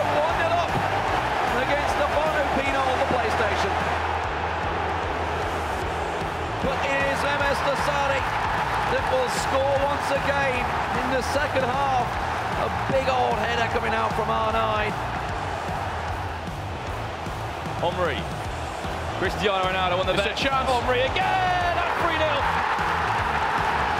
And Sari is even closer to becoming a world champion in London. It's safe to say the UK crowd here at the O2 Arena are loving him as well. He's coming again, he wants another one. Suarez into Hullins! Get that name on the trophy! Sari! Signed, sealed and delivered. Sari! $250,000 and your first FIFA E World Cup champion. History is made in London. Wow, you saw it there in London. What a fantastic grand final that was indeed. $250,000 and the first technical FIFA E World Cup champion. Sari, you saw him with the Saudi flag there. Unfortunately for the Saudi Arabian duo of the Royal and Sari, they couldn't make it through to the latter stages now, but it's all about it's all about that pride, you know, all about that nation pride. This tournament, especially the FIFA eNations Cup, we've got 4 nations left in the tournament. Obviously, we're going to jump into this first semi-final very shortly between Argentina and Denmark. But the pride, you're the best 2 players in your nation. You've flown all the way over to London for a global tournament where the whole world is watching you. This is a huge opportunity. Oh, 100%. And I think it can't be understated that the amount of, you'd say, pressure that the players put on themselves, because you're representing a nation. You're being put forward as the best player from that nation to bring it home almost, whether that be for Argentina, for Denmark, for France or Portugal. These are the final 4, and this is where it really kicks into another gear. Who will be the inaugural eNations champion? Argentina versus Denmark is your first semi-final. The second semi-final, France versus Portugal. 1 winner, 1 nation. Who will be the champion? What a story for Denmark. 17 points was enough to take them through. There was lots of doubts about it. Will it be enough? Will it take them through? And obviously we saw how both Group B and D ended with Portugal, Cristiano Ronaldo being the hero. They're still in the competition. They're still in the semi-final. Kind of reminds you back to that Euro performance where they just scraped through the group somehow and then just kept on going forward. As you said, they're playing against France, who had to pray, had to wait for Finland to save them to, again, take them into the knockout stage. And it was like they were just brought back to life a little bit. Really, when you look at it, the only nation who had a comfortable group stages in the Final 4 was Argentina. France had to rely on Finland to take points away from Saudi Arabia. Portugal, last kick of the game, Cristiano Ronaldo sent them through. And Denmark, they did what they needed to do yesterday. They picked up as many points as they could, and that was enough to send them through by the skin of their teeth. Well, here we go then. The first semi-final here at the FIFA eNations Cup. It's Argentina against Denmark. And it's Nicholas against Marcuso. If you don't know who Nicholas is, they call him the Iceman. Represents FC Basel outside this competition. #1 on the PlayStation rankings. Doesn't show much emotion, but shows a lot of FIFA quality. Marcuso, on the other hand, you said it perfectly, a console finalist at the grand final last year. Lost out to Stefano Pina, who was the runner-up to Sari. It's going to be Marcuso getting us underway. Pass, David De Gea as well. And the first goal in the game without a cricketer in sight either. First blood strikes to Marcuso. Lovely pass there past the goalkeeper. De Gea just completely taken out of the equation. And it was Neymar to slot in from very close range. We've got a maximum of 3 games that could be played here. But for example, if one team, if Argentina win the first game, all they need is a draw, minimum, to take them through. If they win the second game, they will be certainly through. If they draw the second game, they will still be through. A win and a draw is enough. If it's 2 wins apiece for either side, we go to a 2v2 decider. If it's 2 draws, we go to a 2v2 decider. We'll explain it along the way as we move through those 3 matchups. If we need to go to a 3rd game, Nicholas tried to just flick up with the rainbow flick there on the far-hand side with Cristiano Ronaldo, currently 1-0 down the Argentine. Is he going to respond? Of course he is. What a game we have in front of us. 2 goals in 10 minutes, and it's just the start.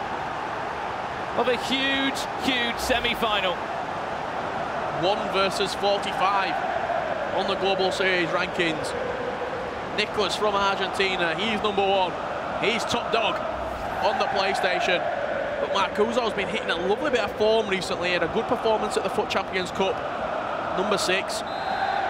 Which actually moved him from 78th in those rankings, Richard, up to 45th. So in the playoffs, but now turn that attention towards a grand final spot. We don't know how many points will get you there, but we've been predicting 2,200, even more. Definitely more for PlayStation players with all the tournaments that are there as well. Marcuso now, we know he's got a flair element to his game, and he's going to score again. He's been gifted a treat. And Mbappe's going to grab it with both hands. And 13 minutes in here, we've seen 3 goals. I know this is only a one-legged game, and sometimes you can see some crazy performances, some crazy comebacks, but how about this for a crazy 15 minutes?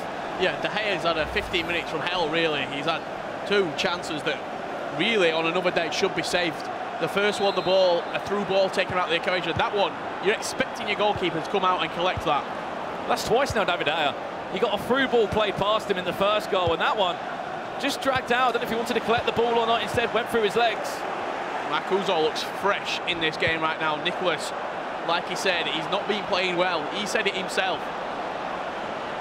He's been struggling in a one-legged format. Ronaldo, scoop turn into Neymar. Cricketa central! Nearly his goal as well, goes out for the corner. Marcuso looks on fire right now. Van Dijk with a header. In his head, Marcuso will probably be thinking back to that grand final. Yeah, I seem to remember it. It was quite a cagey game, that one, over 2 legs. Quite a defensive performance from Marcuso, which saw him seal the victory in the semi-final at the FIWC 2018 finals. And he went to extra time against Pina, which was an end-to-end matchup. Accelerated fake shot, cuts inside, went for a dummy. Ronaldo does get pushed over, but the ball was miles away at that point. I think he's holding R1 actually there to finesse that, and it's come down as a no-touch turn in the end from Marcuso. Let the ball roll through his legs. If you tap R1 just as the ball's coming to you, that's what the animation will do.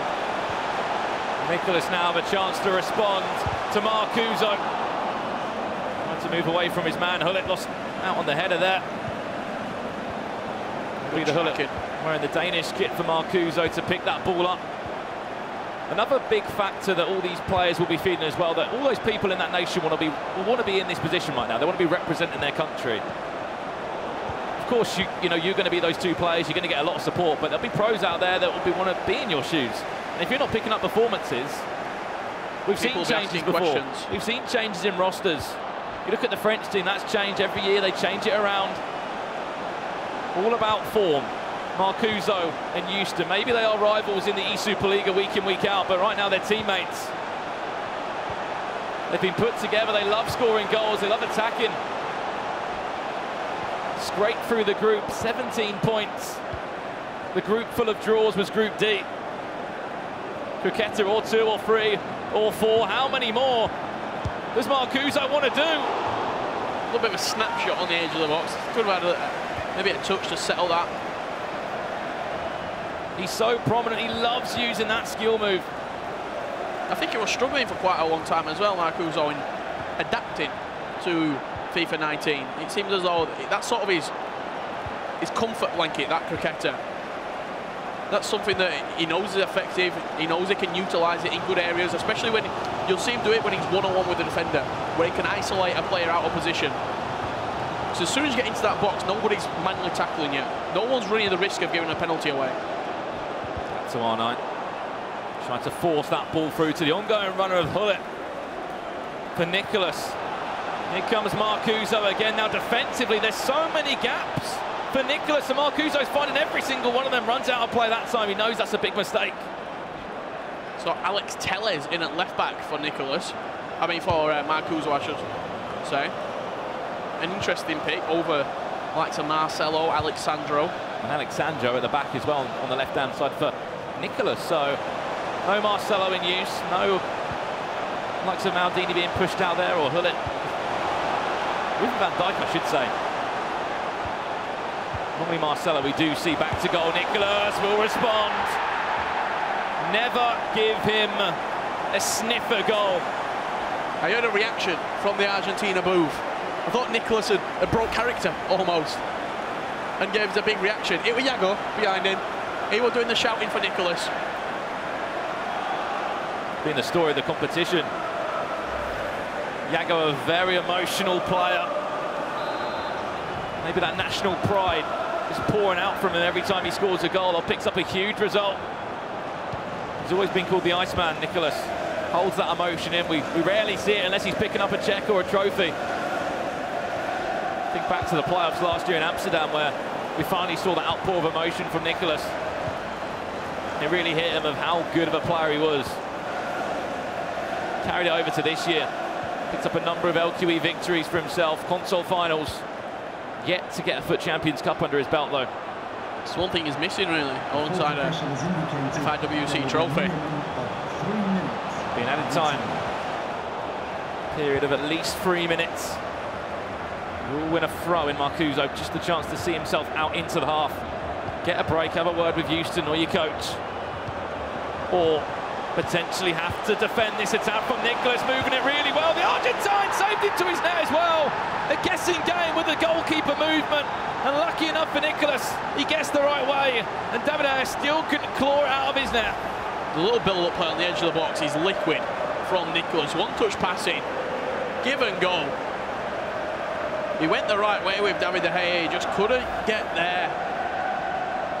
Kylian Mbappe's strike had enough on it and it saw it into the back of the net. And on the stroke of half-time, the perfect time to score for the Argentine. Gives him a narrow lead, 3 goals to 2. There we go. He can laugh. Formation on screen here from Marcuso. Rolling with a 4-3-1-2, which is quite interesting. We'll talk a little bit about that when the game does resume. But these were the goals in that first half, 5 in total. Not a bad first 45 minutes in this semi-final on the PlayStation leg. That was the first goal. Not like a through ball past the keeper for David De Gea. Nicholas responded minutes after.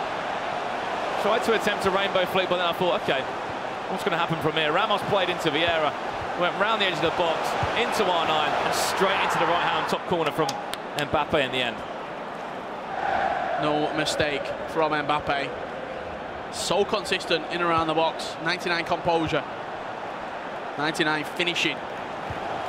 He's clinical in that area. Look at this though. He was fantastic going forward. Yes, there was a mistake once or twice there from De Gea, and one went through the legs, but in that first half we saw so many attacks from Marcuso.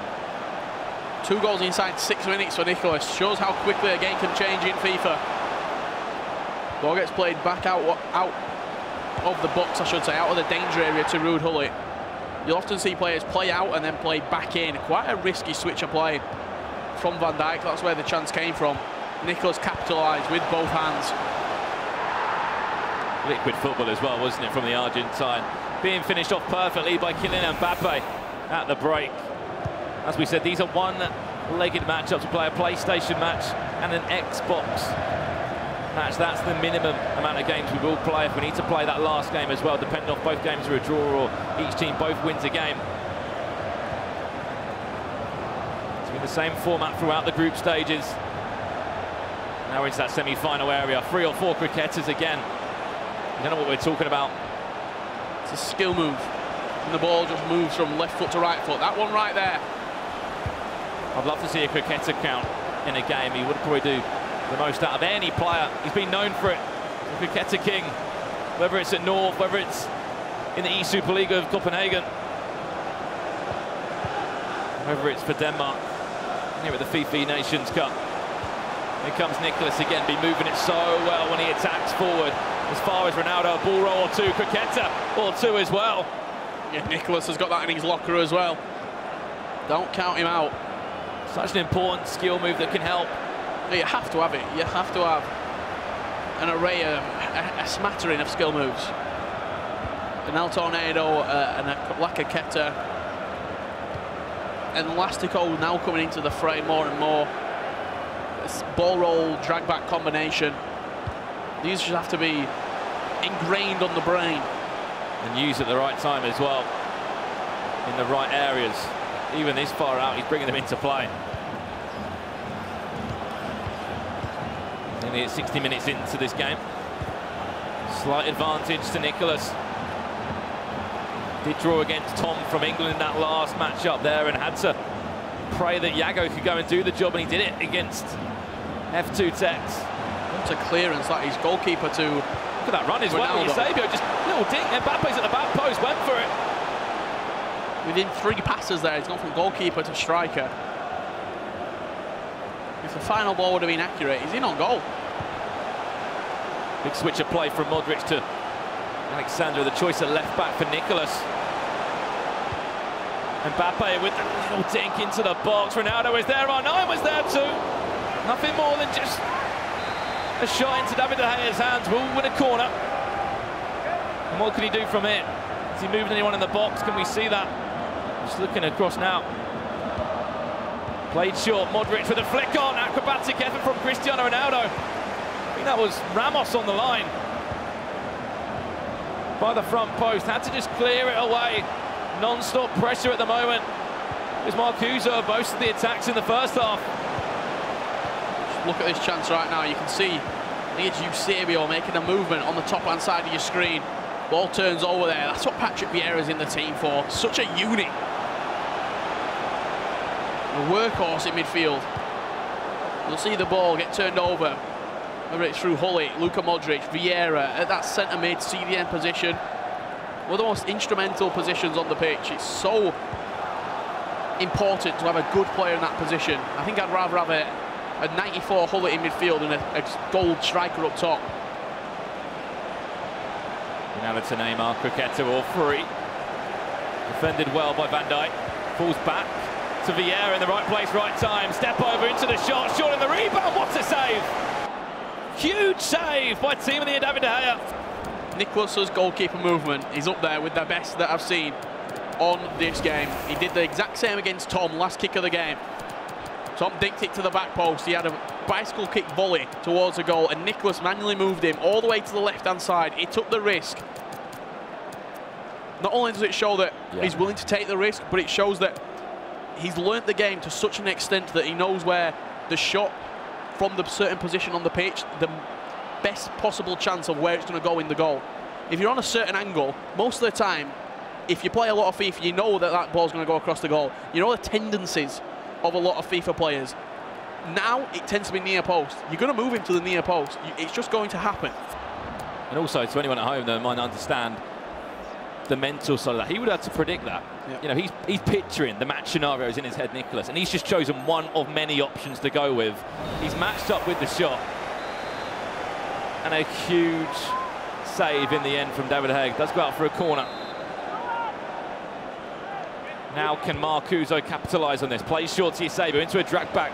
Attempted the scoop turn, but it will be Nicholas Eusebio happy to just drop back and defend for him. A little chip away, unfortunately. Bullet can't get on the end of that for Marcuso. It will be Nicholas's. Marcuso just collecting the ball for him. Obviously, Ruud Gullit, one of the key players in many teams. Can he fake shot away? Croqueta, 2 into the shot, just wide of the goal. You saw that, just whistle past the post there. As it was arrowed towards the near post from Marcuso. He's not going to get many more of them. Those big chances. He looks back to the 2 he had now. The huge save from David De Gea. Now he could be chasing this game. Could it be 4-2? Is this the chance to let Nicholas go back in front? Don't know if you remember, but last year Nicholas was a huge fan of Team of the Year Luis Suarez. It seems as though...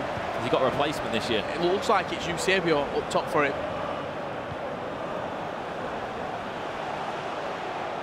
There's been a pause cued by Denmark. And Marcuso, 10 minutes left. He's a player that's not afraid to go in against the grain almost, is Nicholas. His own style is something that he implements. It's hard to really kind of put your finger on what he does. Yeah, I think he's just a jack of all trades, in all honesty. He can keep the ball so well and hold possession like you're seeing a perfect example of now on your screen, but also going forward, it's just so clinical. He rarely misses chances at all. In the final third, sometimes you'll see players, just like that one from Marcuso then, went past the post. It seems as though Nicholas, the error on his chances is like 0%. He rarely ever misses. He'll always hit the target. He'll always force corners. He always ensures that every single chance he has is either a goal or, as you said, win a corner, or at least keep in possession. I guess that's what's the consistency of a player like he is. Standout player on PlayStation. So many major tournaments. Remember when we first saw him at FIWC, I think we saw him really spring up in that London tournament at Westminster, where Grillo obviously went and won that. Cuts back over. Not really troubling De Gea at all. Tried to get it to the back post for Eusebio, added time. And he's seconds away, Nicholas, from getting a huge win on the board. He might not have been able to do it against England in his PlayStation game against Tom, but he's repaid the favour for Yago and got them under to a winning way in the semi-finals. Just saw both sets of the formations there. You can see it on the screen. A 3-4-2-1 out for Marcuso, that is. For Denmark, Argentina. Rolling with a 4-2-3-1 second variation, a defensive formation. Shut up shop for Nicholas. Get that win and give Yago the opportunity to send you through with only playing 2 matches. It's a draw is good enough. Yep. If you win the first match. You can see the pressure, the custom tactics being changed for Denmark. They've got one attack, and that's if they can get the ball back first, because Nicholas has got it. He will not be letting go of it anytime soon. Seconds remain. Argentina 3-2 up, 3-2 to the good. He's won it back. Marcuso to maybe pick up a draw. If he can keep possession here, Eusebio on the edge of the box. Oh no! Time green again and somehow still wide of the goal. That was the chance. Nicholas has rode his luck in his games on the PlayStation. It's as simple as that. Against Tom, last kick of the game, should have conceded. Against Marcuso right there. How that's gone wide, I will never know, but it's Nicholas. Advantage Argentina after the first game in this semi-final series. In disbelief. He had 2 of those shots as well. We have to add 2 time green shots. You can laugh about it now, Marcuso. It all falls down to Houston. If Houston can win, his game will go to a 2v2 deciding matchup. But you can see that he's looking. He's going, how is that not gone? And we're going to have a look at some of those chances now. When they're time green, it normally means it's good. You know, green means go, green means on target, and sometimes it means a goal. He can laugh on the outside, but he's crying inside right now, is Marcuso. That's such a big opportunity to get a draw and to just give Houston the opportunity to send you through. If Houston beats Yago, they go through if he wins that, if he even draws that game. That puts pressure onto Yago, maybe pressure that he's not used to yet. This was the other chance that just plays wide. Eusebio. That other one, on his right foot. Yeah, he might have 5-star weak foot, but on your right foot, you expect that to go in. You've aimed it near post, and the last chance of the game. The ball turned over, it came to Eusebio again. 12 yards out, wide of the post. In the end, it did finish 3-2 for Argentina. They have the slight advantage after the first PlayStation game, Richard. And it was an impressive performance in the end for Nicholas. When Nicholas had a chance, he took it. It was simple as that. Yeah, it wasn't textbook Nicholas, but he got over the line in the end. Advantage Argentina. Yago simply has to draw. A draw is good enough to send Argentina through to the inaugural eNations Cup finals. Well, that is the PlayStation leg already done and dusted. We'll have the Xbox game coming up after this short break. Do not go anywhere. Argentina against Denmark coming up very shortly.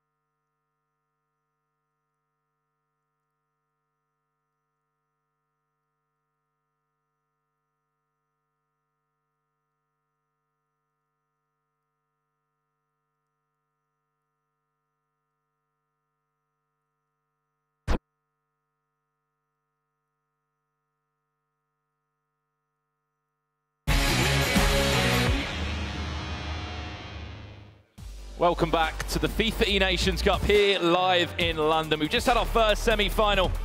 The PlayStation leg concluded between Nicholas and Marcuso, in which Nicholas just pinched it 3-2. Next up, we'll have our Xbox game, Yago against Houston. But slight advantage at this moment in time to Argentina, Richard. I'm still in disbelief how Marcuso's not come away with a draw in that game. 2 chances, both time green from Eusebio in the last, 15 minutes of the match. Both go wide of the goal. Didn't even hit the target. We'll have a look how that first game did actually end up in favour of Argentina. Let's have a look at the goals and the highlights of that matchup. It was Denmark getting us underway early doors inside the first 5. It was indeed, and it was a really attacking first 45 minutes from Marcuso. He did go 1-0 up. He conceded just a few minutes after. We saw this one. The rainbow flick came in. It was blocked in the end. Just a simple move here, played back inside, Ramos to Vieira, into Ronaldo, and straight into the top corner from Mbappe, who was really the hero for this game, and especially for Argentina. Straight away, there was no delay in the attacking motion here from Marcuso. Played onto the edge of the box, CR7, lovely drag back, look for that run from Mbappe. Very fortunate how the ball bounced to him inside the box. But smashes it past the goalkeeper. That was the last goal that Marcuso did score in this matchup. It was Nicholas from here on out. This was R9 coming forward for him. He's not afraid to go backwards. And this goal was great. Same side of the goal again for Mbappe. But this goal here is incredible from Nicholas. This is prime Nicholas here. Look at the space and how quickly he moved the ball. Ronaldo to Mbappe. Hat-trick hero within the first half as well for the Frenchman. That was how the game did finalise. 3-2 for Argentina against Denmark. Near post for Mbappe. The goalkeeper movement wasn't even that rash, in all honesty, from Marcuso. Just a placement of the strike from Mbappe did enough.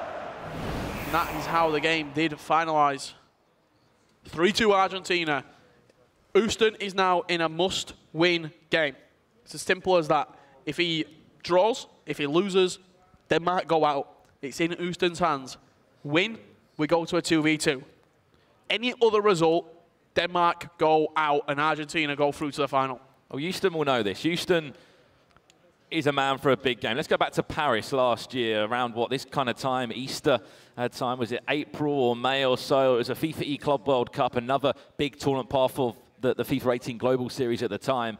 Houston had to come back, 4 goals or so against the first game that Fredberg played. He did that, and he came back in style with scoring so many goals. He's a man that's known for attacking, a man known for scoring unbelievable goals. Let's go and have a look at, once again, back at that first game that Marcuso was involved in. The chances that he missed, because they were time green, and then the other day, they would probably fly into the back of the net. Yeah, you see this one first. CR7, lovely double step over there. Fell to the, 8 yards out. An unreal save from David De Gea. The goalkeeper movement proving strong for Nicholas there. Header comes back his way. Modric picks up the ball in midfield, playing that central midfield in a 4-3-1-2 formation. Is Marcuso. Just whiskers past the post. He knows that that was an unbelievable opportunity. And then 90th minute, ball falls to Eusebio. So much time. He gets the ball here on the edge of the box. He had to play a guessing game first of all with Van Dijk. Which way is he going to go? Timed it green. He's done nothing wrong there. He hasn't, yeah. The ball's just gone past the post. And another day, that flies into the back of the net. And as we said, in the end, Nicholas did get that result. 3-2. Roles reversed now for Nicholas. He'll have to sit back and watch his teammate Yago play on the Xbox against Houston. That's kicking off very shortly. And then we'll have our second semi-final from the FIFA eNations Cup. France against Portugal. We saw the scenes in Group D, didn't we, Richard, when Portugal just about qualified in the 90th minute. And what game that was? Yeah, Portugal won the Euros in 2016, and they didn't play well at all throughout that tournament. France versus Portugal coming up very shortly indeed. We'll have the second leg of Argentina versus Denmark after this very short commercial break.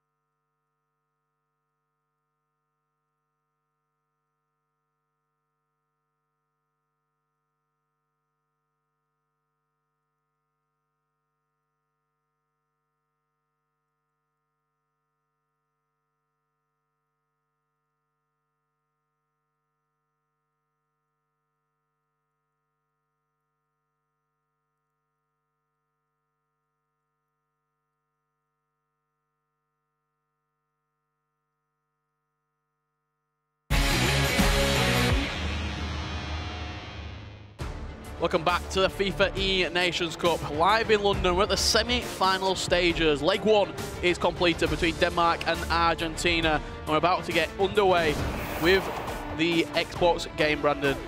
It's tight.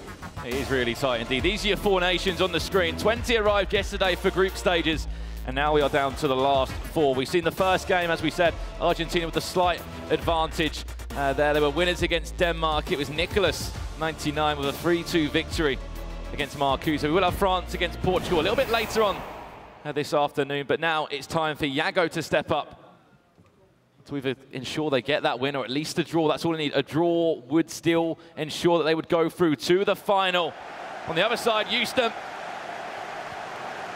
Must win FIFA for M10 Houston right now. Has to win. Do or die. He's been to big games. He's experienced the highs, the lows of competitive FIFA. And this season, he's achieved so much more than he probably would have expected.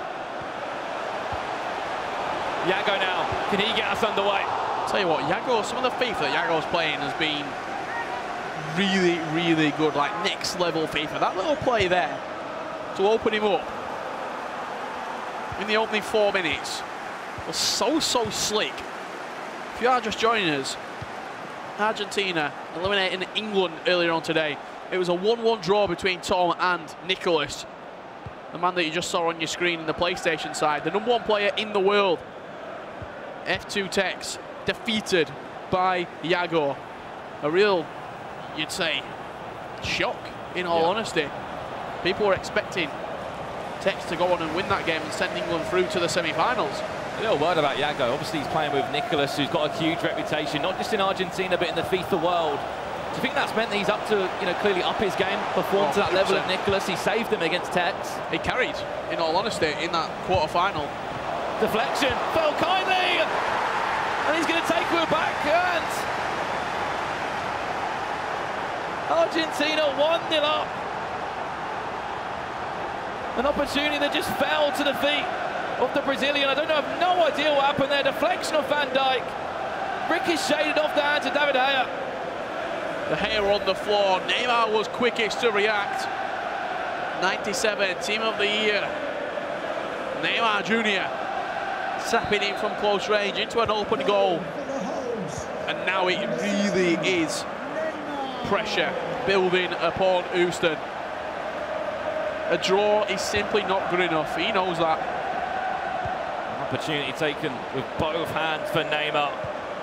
Huge chance. It's simple now, the stage is set. You need a big performance, Houston. We saw it in Paris last year, when everybody probably gave up on Bromby. They thought it was over, they thought MP had the E-Club World Cup status. But Houston said no. Scored a number of goals and turned the tie around for them. Has to win this game. Iago currently in cruise control. Yes, he got very fortunate with the chance, but this is someone that's just beaten F2 Tex. He's going to be full of confidence. Yeah, confidence is isn't something that he's lacking right now, is it? Iago, he's been on fire.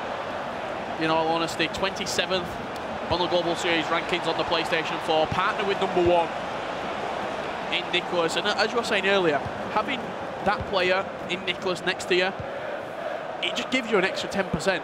I can't let this player down. I have to pull my weight in this relationship, in this partnership between these two players. Because although they did go through a selection process like every single nation did, to the back post, no, that's not going to work out for Houston. Nicholas would have probably wanted to handpick his teammate. He would have looked through all the talent in Argentina and went, right, who is my best fit to match up with? He had to choose a PlayStation player in Iago, or Argentina did through the selection process. He's moved over to Xbox and he has performed well. As we keep saying, he beat Tex. He picked up a number of big results in the group stages. They qualified alongside Brazil yesterday. 25 points to the name in Group C for Argentina. A very passionate character is Iago. But when he scored that first goal, there was zero reaction from him. He knows that he's in for a tough game right now. Houston, one of the most free-flowing attacking players that we've seen, probably in FIFA history, in all honesty. At this level, he's scoring 10, 12 goals in a two-legged matchup. This is in one leg. He's playing on his away console The deck is stacked against Houston right now. Can he pull an ace out of the hat? Yago coming forward now. Moves away from his man. Oh, nine! How's that not gone in? And look at the frustration from Yago. Another day that goes in. Elastico to open up the space originally. We're just talking about the career and the season that Yago has had. You mentioned it perfectly. 27 in the Global Series rankings. A massive tournament to gain some extra points, to move up into the top 16 if he can. We saw him kind of outburst onto the scene back in December, the FUT Champions Cup there. And until then, you know, in the nicest possible way, we're looking at all the Argentina FIFA talent. Who else was going to step up? Who else was going to play in a similar play style to Nicholas? Who was going to step up and maybe carry as much of the achievements that Nicholas has had? Yago came out of nowhere and blew a lot of us away. Nicholas has been prolific in London. Yago, what were his big tournament? FUT Champions Cup 2 in London. It seems though these Argentine players love playing in the capital. Not just playing, thriving in London. Grand finals, Gfinity FUT Champions Cup, LQEs, wherever it is. The FIFA eNations Cup, back to goal. Yago now, liquid football from the Argentine, got back inside! Sign, sealed and delivered from Neymar. Second goal of the game, 37 minutes on the clock, and he's made it into a mountain to climb for Houston. Sometimes you just have to sit back and appreciate beauty, because that is such a good goal from Yago. You're going to see the replay here. One-touch football in and around the box. Nicholas-esque, would you say? Pretty much a picture-perfect goal from a mirror image from the same goal that Nicholas scored against Marcuso in the PlayStation League.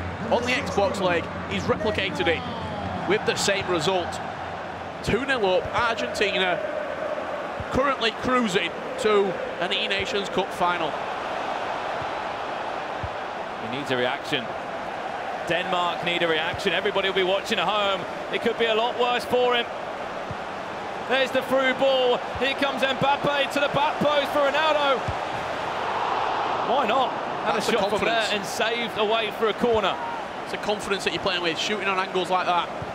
Scooped all the way across. R9 was there. Messi was there. Unfortunately, going to be winning that one in the air. That would have been a story if the Argentine and Messi was to step up and put them 3-0 up.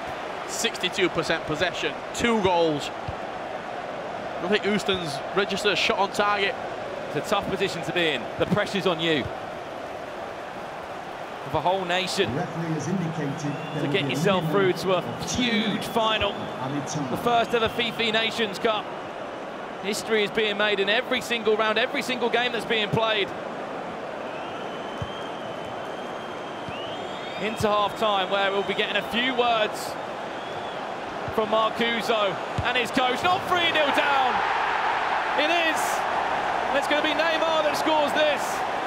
And in the words of a fellow FIFA esports commentator, Dan Gaskin, Houston, we have a problem. Dancing around Houston right there was Yago.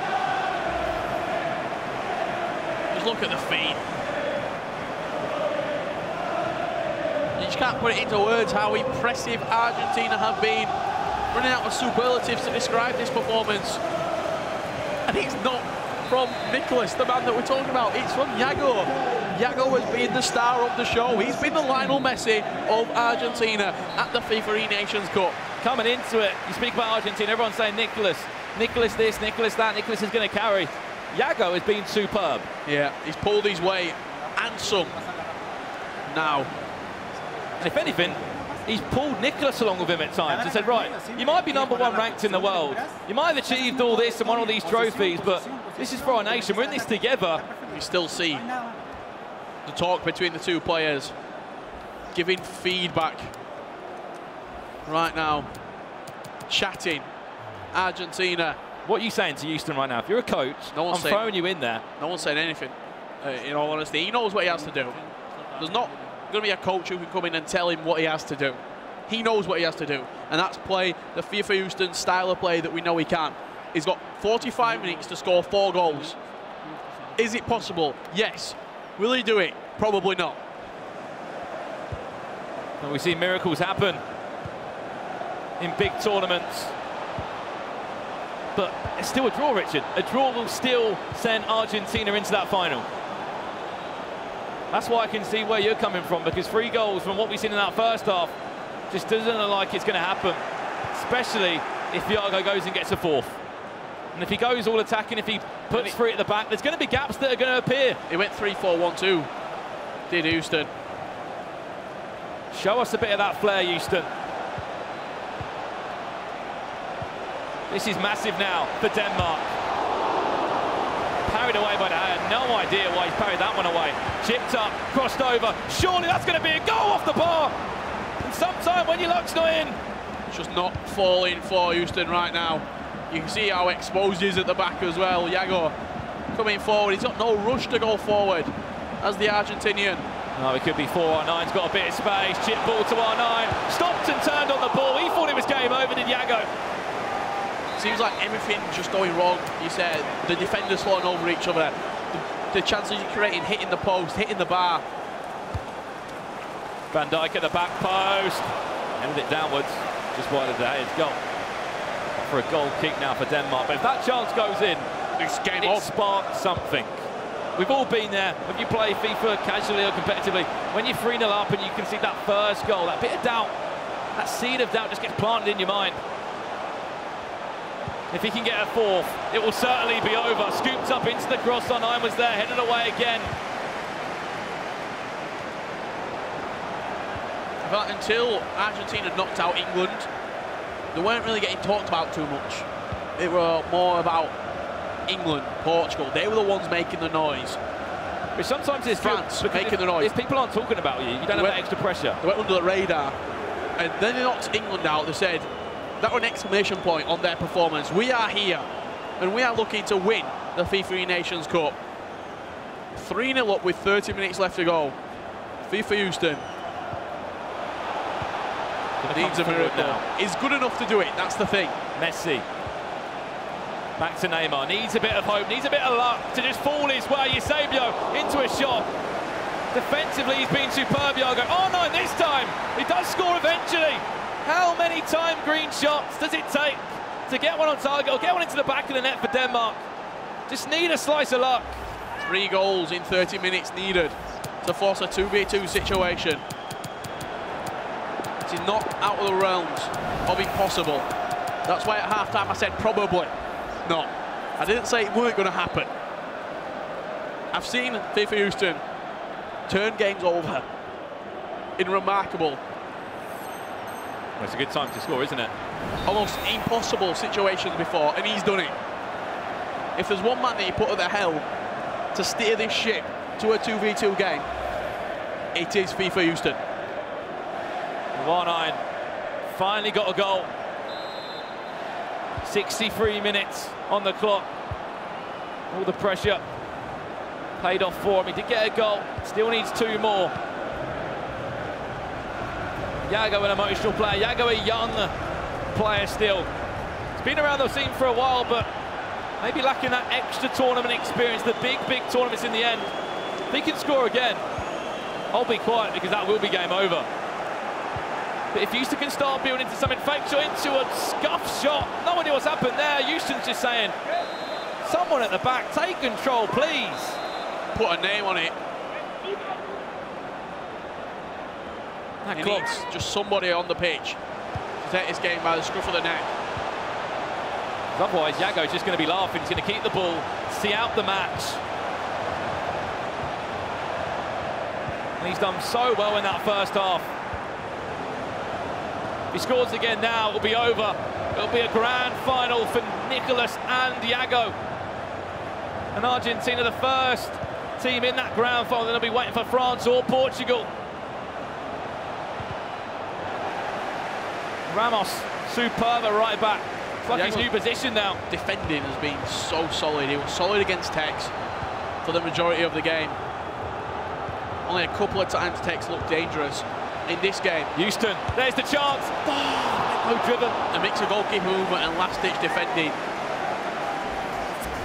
He's seeing Argentina potentially over the line. You can see the custom formation there and the custom tactics. 4-2-3-1, drop back. On the other side of it, 3-4-1-2. All-out attack. Everyone get forward. Give me a hero. He's holding out for something. We'll win a corner. Still trailing 3-1. A draw or a win would send Argentina into the final. It has to be a win from Denmark. Neymar all the way across to Ronaldo. No trouble at all. Game management is everything now. Probably the biggest game he's ever had to play for Yago. Ramos winning that header again. At right back, he just seems good. Just been pushed, like the best pushed option. out there. He's just there now. He's just out right back. Every single event, every single tournament. Quite erratic defending though. Back to goal. I don't know if he needed that fake shot. Did Houston? Thought he could just pivot and turned and just hit it. Seems nervous, does Yago. I think that's something to mention right now. Clearing the ball. He's not keeping hold of possession very well at all. This could be game over. Eusebio. He's through. Does win. No, goes up for a goal kick in the end. Just 10 minutes now. 3 goals, Richard. I just can't see it. With the defensive performance that we have seen from Yago so far. And those are the tackles that are going to help him along the way as well. Just, yes, it'll be a yellow card. He's too far out, really, to have any sort of danger passing short and working something into the box. But it's too close to be able to pass it around. Messi, Ronaldinho scoops down through the legs of Ramos, picks up again. It's not going to matter. Just run into a wall, really, when you get free kicks in that sort of area, unless you don't put it into the box, which isn't a valid strategy, really. Ronaldinho, again, another save, De Gea. Another block, Maldini. Houston knows. Another ahead. Not their day, Denmark. They've had time green shots. They've had to face up against an unbelievable performance from David Gea in both matchups. I know he's the #1 goalkeeper that everyone moves to. Sometimes can be slightly inconsistent and then goes through these incredible periods of just making huge saves. In those last 2 games, he's certainly been doing that for Argentina. And they'll be booking their place in the final, waiting for either France or Portugal to join them. And they'll be battling out for prize money and that trophy. Here's a chance around the keeper, tried to pull roll twice, does score. But even as I keep saying, if there's a draw, it won't mean anything. Yeah, draw doesn't do enough, unfortunately, for Houston. Seen that a few times, the ball roll away from the keeper, really efficient. Yeah, good way of scoring. You see the goalkeeper rushing out to you, just simple ball roll, simple movement with the right stick to one side or the other of the goalkeeper, and then just a simple finish past him. Seconds left now, Yago. A half of dreams for him in the first one, 3-0 up. Incredible stuff. Added time of 3 minutes. Nico's got the job done. Yago got the job done as well. Looking for a fourth. Is he going to find it through the ball to Messi? That would have been a story. Only Argentine involved. Both of the teams here. Lionel Messi stepping up and scoring the winner. If it wasn't done already, grand final time, party time for Argentina. They'll be there and they'll be waiting patiently for a nation to join them. Congratulations. Quite a subdued reaction from Yago. We've seen the screams, we've seen the emotion pouring out of him. Quite a subdued celebration there. That signifies to me that he knows his job not done yet. He knows he's got one more game until the celebration can come out. They're into the final. Done it in style as well. Nothing's been won yet. That's the thing. Let's have a look at the goals from this second leg, which was a 3-1 win. Deflection, got very fortunate. Neymar, as I keep saying, always going to be taking those opportunities if he just falls to his feet for an open goal but tap-in. Really iffy performance at the back from David Gea, both of the games for Denmark. Lovely build-up play there from Neymar, slugs it past the goalkeeper. That was incredible. That was a fantastic goal. Deserved all the plaudits. There's Yago for that. This was the third. This was before half-time. On the stroke of half-time, yeah. Ball roll inside, CR7 dancing around the defence. Back in to Neymar, smashed it past the goalkeeper, and that was a 3-goal lead, and it was just 1 goal too many for Houston to try and claw back for Denmark. In the end, nothing more than a consolation from R9 Ronaldo. Had so many chances. And by that point, Houston, you could just see there in his body language, he's just deflated. Had another chance right at the end. She did score 2 ball rolls round him.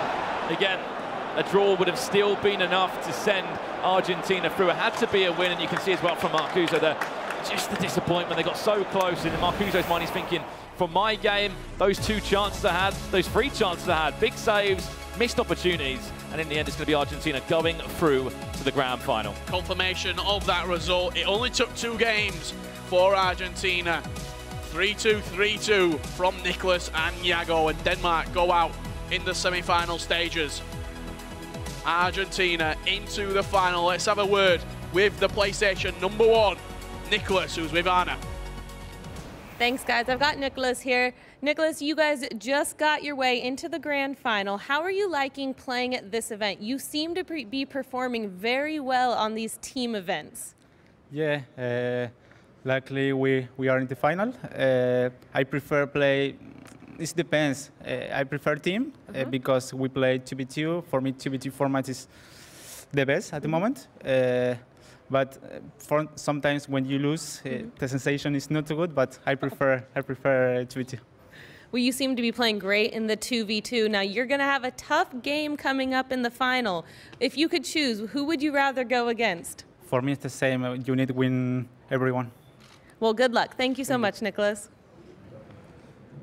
Thanks very much, Arna. Interesting hearing from Nicholas there. Very calm, very collected. Were you surprised with, I suppose one side is a bit unfair on Denmark, but the fact that it was 2 victories, it wasn't a draw, we didn't even need a 2v2. Argentina looking very good in that semi-final. Yeah, I mean, it was always going to be an interesting matchup because of the 4 players in that match between the 2 Danish guys and the 2 Argentinians. We had 3 former winners of FIFA majors. We had the first 2 Club World Cup winners from Denmark, Østen and Marcuso, respectively. And then, of course, as you alluded to there, we had Nicholas, who's the only winner left in this tournament that has won a 2v2 FIFA major, which was the Club World Cup earlier this year. Yeah. He obviously won that with Tex. Tex been eliminated by Argentina. By Argentina, of course. But he didn't need the 2v2, as you say. He didn't need to go to 2v2 to book their place. They both did it pretty well in their own single matches. I was a bit surprised with that game against Marcuso because he took the lead fairly early, and I thought he's looking good here. He's luck racketering his way through. But Nicholas had an answer to it. And the second game, Iago, you have to say, he's more than pulling his weight. And we should mention Iago as well, because we talk about Nicholas quite rightly because he is the #1 ranked player in the world on PlayStation. But Iago's been performing brilliantly as well and famously beating Tex before this game as well. That was a big victory for him. And again, they didn't need to go to the 2v2 in that match either. So that's the sign of a really good team, the fact they're not needing to. If the final goes to 2v2, we just heard from Nicholas that he likes that format. And I think it says a lot about a guy who's more or less been dominating, along with a few others, the PlayStation scene for a couple of years now in a 1v1, that he likes 2v2 more. He wants to see more of it. He wants to play 2v2. He didn't need the 2v2. They're that good without it. Let's have confirmation of where we are at with the tournament then. Of course, this is the second and final day of the first ever eNations Cup. And this is what it means. Argentina defeating Denmark. So they are in the final. And France versus Portugal is our other semi-final. And that is another tough one to call, Spencer.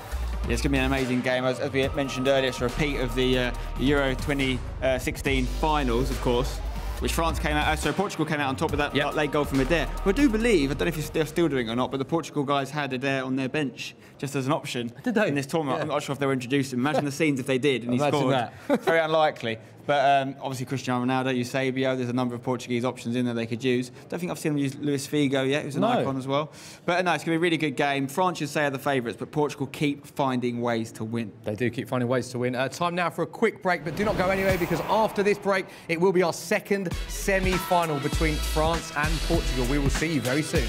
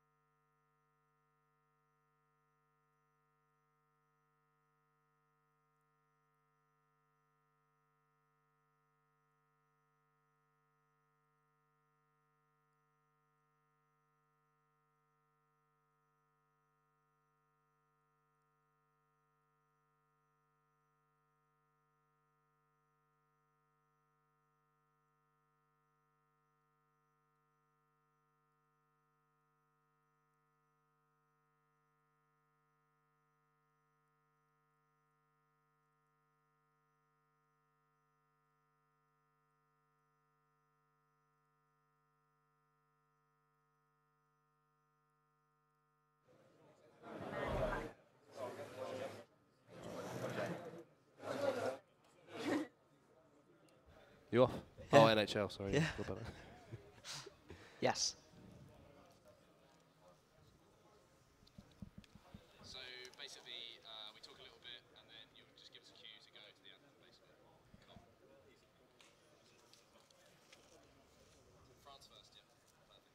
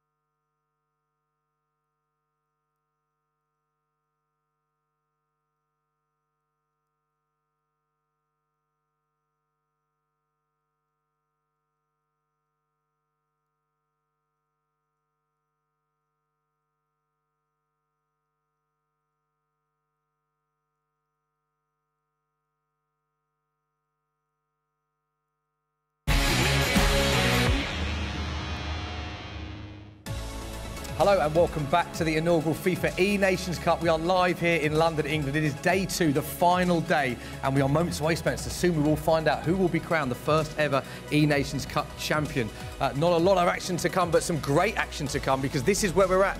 First finalist has been set. Argentina, not needing the 2v2, winning the individual battles to advance against Denmark in the semi-final, and the other semi-final, which we're about to see shortly, Spencer, France against Portugal. Yeah, it's going to be a tough one to call this one. Portugal have got something about them that seems... I wouldn't say they're undefeatable. Obviously, they lost some games in the group stage, but they just find ways to grind out results. But France have been one of the pre-tournament favourites from the beginning. They had a slow start in the groups, but they've found their form now, and they're going to be very difficult to beat as well. Yeah, so let's get the confirmation of the semi-final. Just to reiterate this, the number at the top is the accumulated points. So Argentina winning 6 points to 0 against Denmark. So Nicholas and Iago both winning their individual battles, which is why we didn't need the 2v2. We only come to the 2v2 if it is needed, because there are 2 draws, or one team wins one and the other team wins the other one. So very confident for Argentina in the first game. And France versus Portugal is about to commence. And there's some interesting individual battles within France versus Portugal, Spencer. Well, if you look at the form book, you look at the global rankings, it should be simple work for France. Maestro and Dax, 2 of the highest ranked players in the world, to be honest, in their respective consoles. They outrank their opponents, Rasta Arta and Tuga. However, we keep saying this about Portugal. They're not going down without a fight. They've not even scored. They took a game to penalties without even scoring a goal, of course. But they still did what they had to do to get through in the last game of the group stage. We've seen them do it again in the quarterfinals. Can they do it once more against France? I don't think many people are giving them a chance, but I think Portugal like it when their backs are against the corner. They do, don't they? And interestingly, both of the teams, France and Portugal, we can see nearest there, narrowly getting past the group stages. But since they have got past the group stage, they've found an extra gear in the knockout stages where it really matters. I think it's a great lesson for people watching, other pros that are at the event, people watching at home. You're never out until you're out. I see so often at these events, people's body language change and they feel like they've been beaten because they've lost a game or 2. But as long as they've got a chance of getting out, you have to keep going. Look how well Denmark did, only just getting knocked out last round, and France. Both teams, it wasn't in their hands, remember at the start of today, as to whether they got out of the groups. They got a bit of luck, it worked in their favour, and they took that chance. France particularly, still in this tournament. The players are set, really ready to go. Just quickly as well, the chance to represent your country, but also at this stage, the national anthems as well, which is great for the event, isn't it? The first ever eNations Cup. I mean, it's amazing, you know. These guys may or may not have grown up dreaming of playing one day for traditional football for their countries. Not an option. now, but they're doing the next best thing. You know, it's part of it. It's not like a runner-up prize. You're part of the Football Association. Yeah. You know, these are the official associations of these countries. You're singing the same national anthem, in some cases humming along to it. Yeah. And that's what I love to see, and I think it really just brings up everything in the emotions as well. Yeah, you love to see it. So let's see it. We are almost set to go. Let's head over to our casters, Mark Hatcher and Dan Gaskin. Thank you once again, gentlemen. And it is time for our second semi-final here at the FIFA eNations Cup. It'll be France taking on Portugal. Both of them have had pretty dodgy runs, we should say, to the semi-finals here, scraping their way through in certain situations. But they are here right now, and they'll fight out for a chance to make it through to the grand final to take on Argentina. And I think when you get to this point in the semi-finals, you think you have a chance to take that cup, to be the first ever eNations champions. I mean, these are some of the top players in the world. It's not like they've just come on a run. We should be expecting a good performance here. Well, before we get into the game, it's time to listen to the national anthems, and we're going to start off here with France.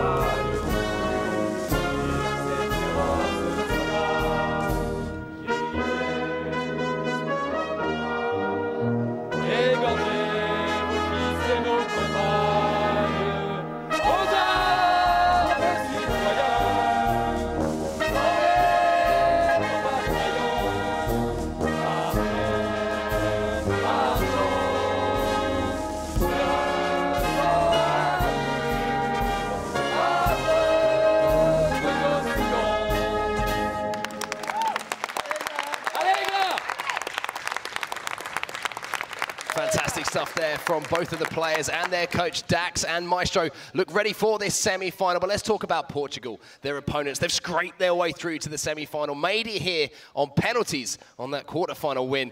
They've got a big task ahead of them. Only +1 goal difference at the moment. It has been very tight for Portugal, but boy, have they brought passion to this tournament. Both Tuga and Rastarata, they really want this. They believe that they can get all the way to the final mark. And talking of passion, Dan, it's time for the national anthem, this time of Portugal.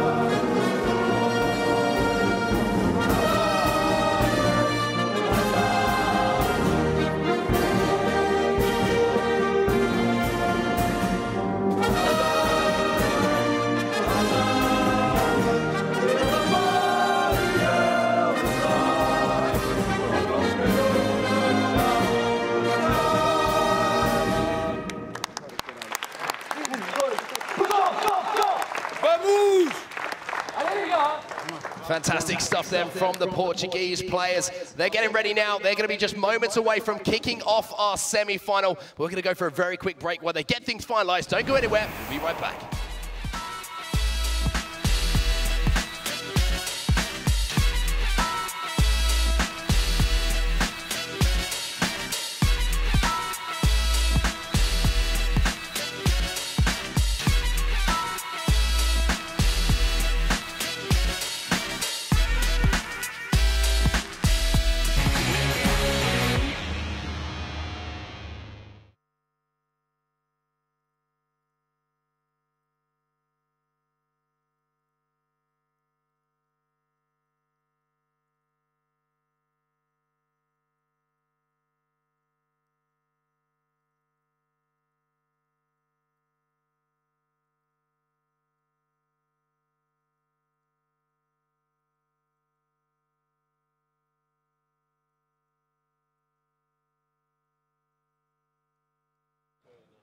Good if I tried. No go bringing my. 1, 2, 1, 2, 1, 2. Talking, talking, talking, talking. It can indeed. Is that better? Lovely. All right, thanks, mate.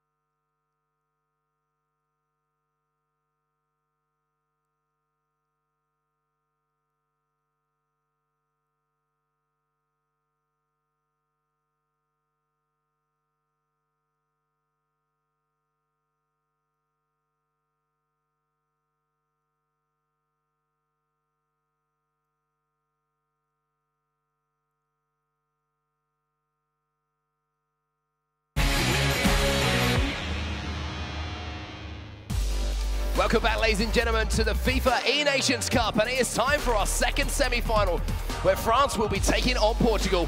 And trust me, you don't want to miss this one. Yeah, a rematch in a way of the 2016 Euro final between Portugal and France in real life, where we know Portugal won that one 1-0. Whether that's going to be the same for Portugal, I do not know, because France have one heck of a roster.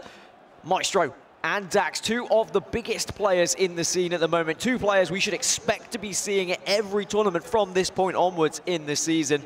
Really should be the favourites here, Mark. Yeah, and the form player, Maestro, as well, is going to be kicking things off on the PlayStation 4 here for France, taking on Rasta Arta, representing Portugal. And this is going to be an interesting clash of play styles here. As I say, Maestro, very much a form player in competitive FIFA at the moment, but Rasta Arta has been able to produce results. Some of them not pretty, but results at the same time. Two players who know each other very well, been competing against one another for years, but a lot throughout FIFA 19 as well. If we go right back to the start of the season, when we had our first ever tournament of FIFA 19 in Paris, both of these players competed there, where Maestro had a pretty successful tournament, but Rasta Arta had some incredible goals as well. So I'm expecting a very, very close affair. Of course, if you're just joining, this is the second semi-final of the day.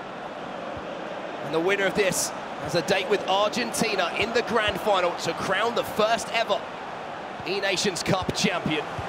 Maestro on the attack now for France. Ronaldo on the edge of the box. Vieira with a slightly heavy touch, almost won it back. The ball ricocheted towards him, but Rasta Arta now comes away for Portugal. A few nervy moments early on in this game with possession sort of ping-ponging back between the two nations. And Rasta Arta knows he's going to be up against it here, Mark, because Maestro has been one of the most informed players, not just in this tournament, but in general in FIFA 19, the current PS4 champion from the last event just a weekend ago. That's a great ball inside as well. Unfortunately, was Neymar who was trying to just divert that back inside to R9. Couldn't complete his pass, and now Portugal can build from the back. All tournament long, Maestro has been getting the job done on the PlayStation, making it that little bit easier for his partner in crime, Dax. In the quarterfinals, they were able to, of course, take a victory against Brazil, where Maestro got the job done early, and then Dax, all he needed to do was get a draw, and he did just that. Against Abinho, it was 2-2. France have a much better goal difference, and they've scored a lot more goals than Portugal have. However, Portugal's defensive record is an impressive one as well. Well, here is Portugal on the attack. Ronaldo going to use the full-back here. Now Cancelo in. And right back here, we've seen a lot of Team of the Year. Ramos at the first shot of the game. Comes in from the edge of the box there from Kylian Mbappe. Maybe just a little bit of a warning sign.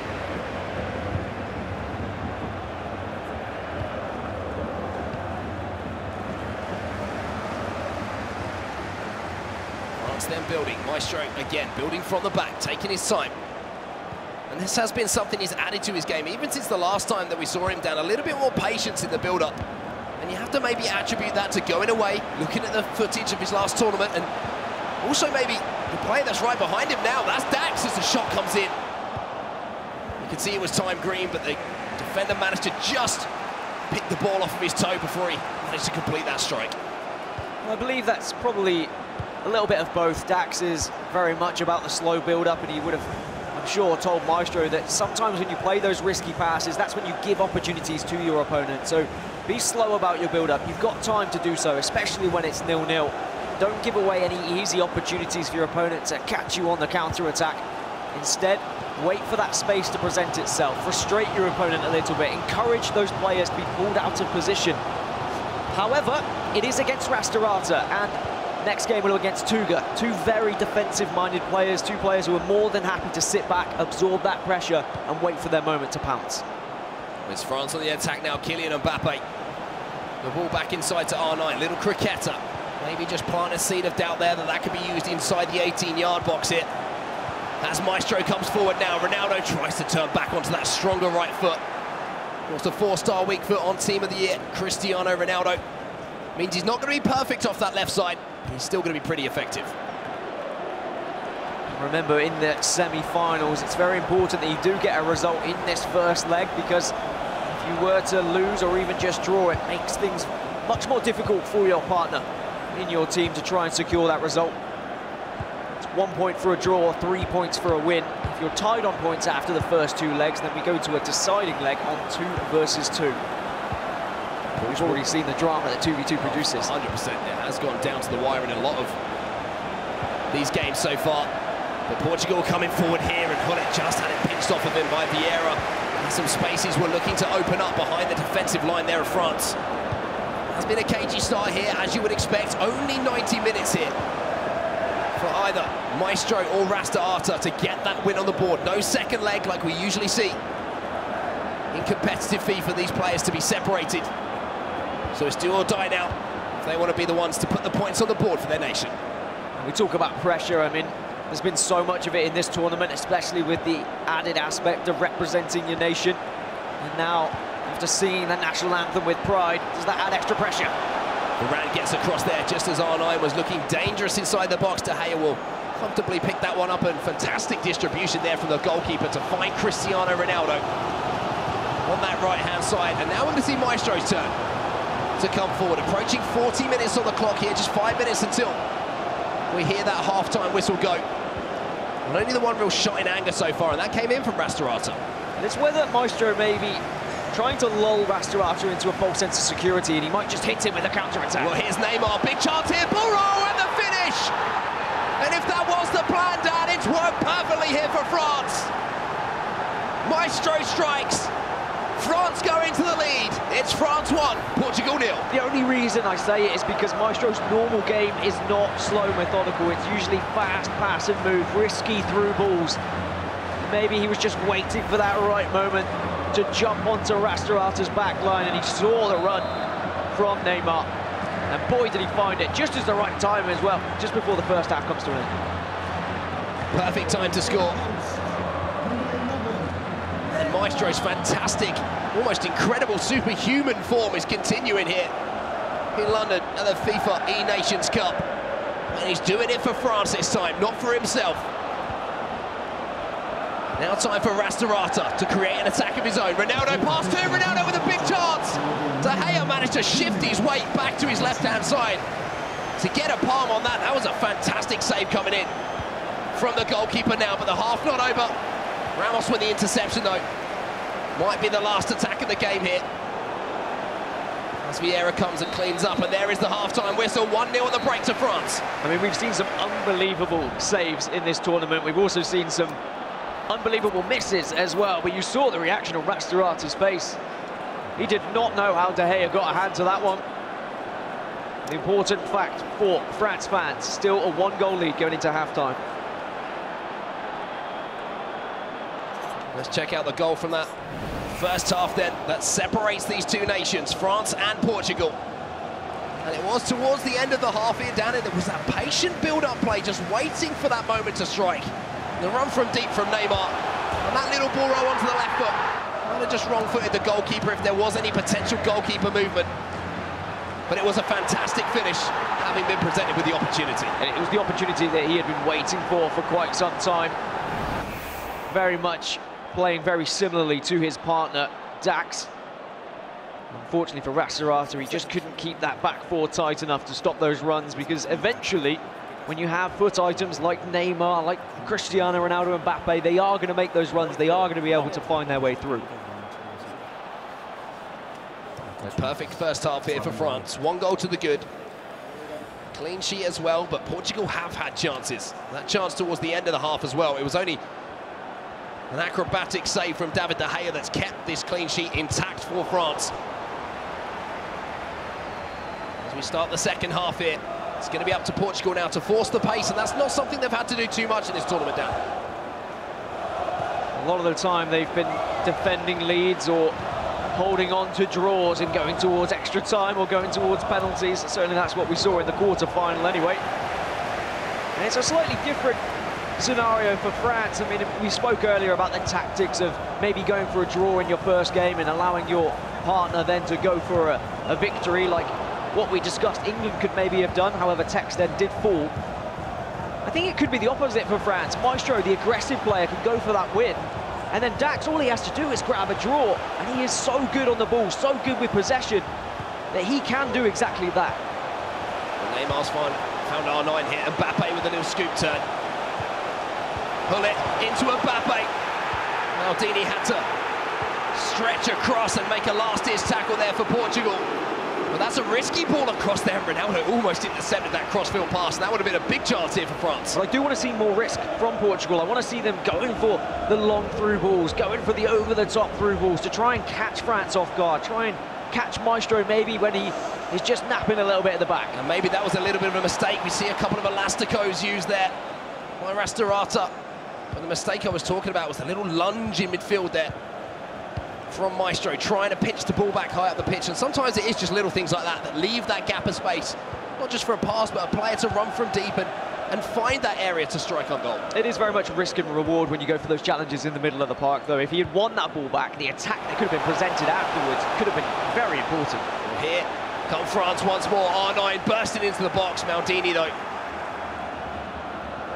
That prime icon moments, foot item, showing his worth to so many of these pros teams by striding back and making that tackle. But France win the ball back now on the hour mark, and still just the 1 goal to separate the teams. You can see in the player cams on the left-hand side, both partners of each of these players watching on and waiting for their moment in the spotlight. Tuga, someone who exploded in FIFA 19, really showed what he was made of with a very defensive 4-4-2 style. Might be whispering in the ear of Rastorata. Well, maybe there's a chance here for Maestro.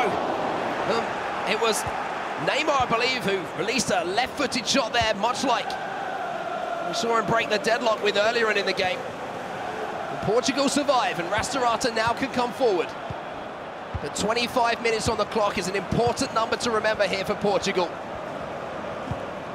At what point will we see potentially a change in tactics, a change in formation? Well, one thing I credited Rastorata for quite a lot throughout this season was his resilience and not changing his tactics, into sticking with what he knows and really going for his optimum plan. and not changing up too much. However, because this format is slightly different, you only get the 90 minutes, you don't have 2 legs for yourself. Maybe you might have to just go for a slightly more aggressive formation to try and get a draw, or at least a draw here. And this is where I think Maestro will be leaning on the experience and the advice that maybe Dax, his teammate, and his coach behind him have given him. Game plan here, quite simple. Restrict Portugal to chances, and the best way to do that is just to keep hold of the ball. Make Portugal come to you, make Rasta Arta make a mistake, and then strike for that second goal. Ronaldo with the croqueta, but you can see here Maestro taking no chances, Dan. Also, most importantly, that pause for Portugal have been sat there for almost 15 minutes now, going on 20. Maestro not allowing the ball to go out of play, so not allowing any changes from Rasta Arta, maybe substitutions that he wants to make to try and bring on those fresh legs that can really make a difference. 15 minutes left in the game. Can Portugal do what they've done so many times so far this tournament? And that is find either a late equaliser or a late winner to take a point away from this game. At the moment, France and Maestro have 3 points in their hands. Finally, the ball goes out of play, and a chance for both players and both teams to make a couple of changes. Here's the 4-4-2 for Portugal, or the 4-2-2-2, should I say now, which really is just a more aggressive form of the 4-4-2, with those 2 right and left CAMs really getting involved in the action. It means that Portugal going forward now will have far more options to try and play that ball around at the edge of the box in what will be a bit of a wall from France, and Portugal also increasing the width here to try and encourage play on the sidelines. Maybe going for a couple of crosses here or there. Eusebio on the pitch as well here for Portugal as well. The Portuguese icon, and they need an iconic moment here from that foot iron in this first game of our semi-final. A few changes for France as well. Won't be too much as far as tactics and formation are concerned, but fresh legs in those wide areas, and especially in that cam area, just to cover that ground down. Getting up and down the pitch, so vital when you're trying to defend a lead. Especially coming backwards. I mean, these attacking players have such good statistics on these foot items that they do work as defenders as well. You will see often 10, 11 players behind the ball at times, and sometimes it is the likes of Cristiano Ronaldo making those really important challenges, especially if you can utilise the height of Cristiano Ronaldo to make defensive headers as well. Rasta Arta's coming forward here. You can see more runs being made from deep by players here. Eusebio was the man who got in behind, but the defender just stepped in time, as you saw. The trigger had been pulled here by Portugal. Rasta Arta wins the ball back. And it is going to be a case of batting down the hatches now for France, but that might leave a chance here. Looks for the extra ball across. And that might have been the opportunity. 84 minutes left on the clock here. Yeah, it's really good football from Rasta Arta. So close twice now to getting that shot away, but just not quite able to get the ball past the final defender. Maestro just needs to be careful going forward and not give the ball away in these areas. Maybe needs to be looking over his shoulder and taking a little bit of advice from Dax just to keep this ball, but he's regained possession. That's important now. Has to be so careful around this back line, though. Has to make sure the pass is an 100% completion rate pass. Because you can see the pressure coming in from the Portuguese players now, charging down the space, trying to win the ball back off France here. But Maestro has added this string to his bow in this tournament, and it has made him the player that he has been so far here in London. All the way back to the goalkeeper, and now that's just more seconds off the clock. We're into stoppage time now. You can see Rasta Arta kind of look to the heavens because he knows now it's going to be very difficult. Huge mistake! Eusebio! And France are let off the hook, but it will be a corner. In towards the box. De Gea deals with it. Maldini, Eusebio again. And that is a shout of relief from Maestro, because he knows he got away with one there. But it's a 1-0 win to France, and they'll take that all day. And it's not the kind of wins we're used to seeing Maestro get. We're used to see him dominating the park, getting goal after goal, but maybe one of the most important wins for him this season. Tough for Rasta Arta, coming so close at the end, just almost snatching a draw. But now pressure goes on to Dax.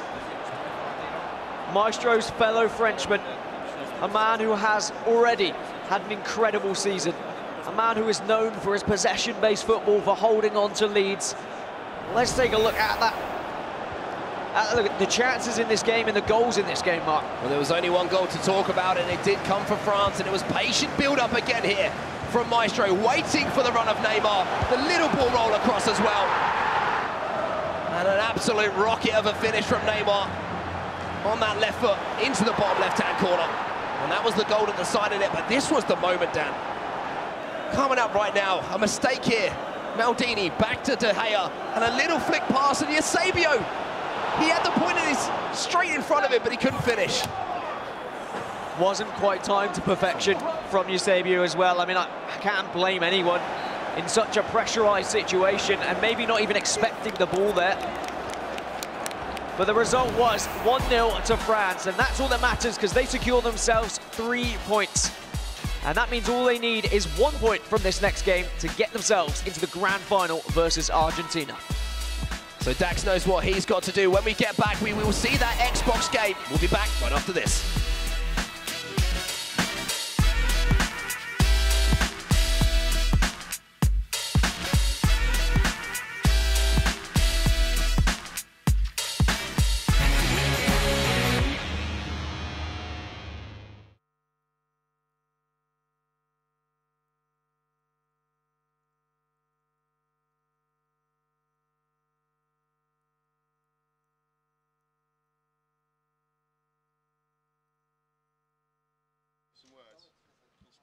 One, two, talking, I'm talking on the microphone.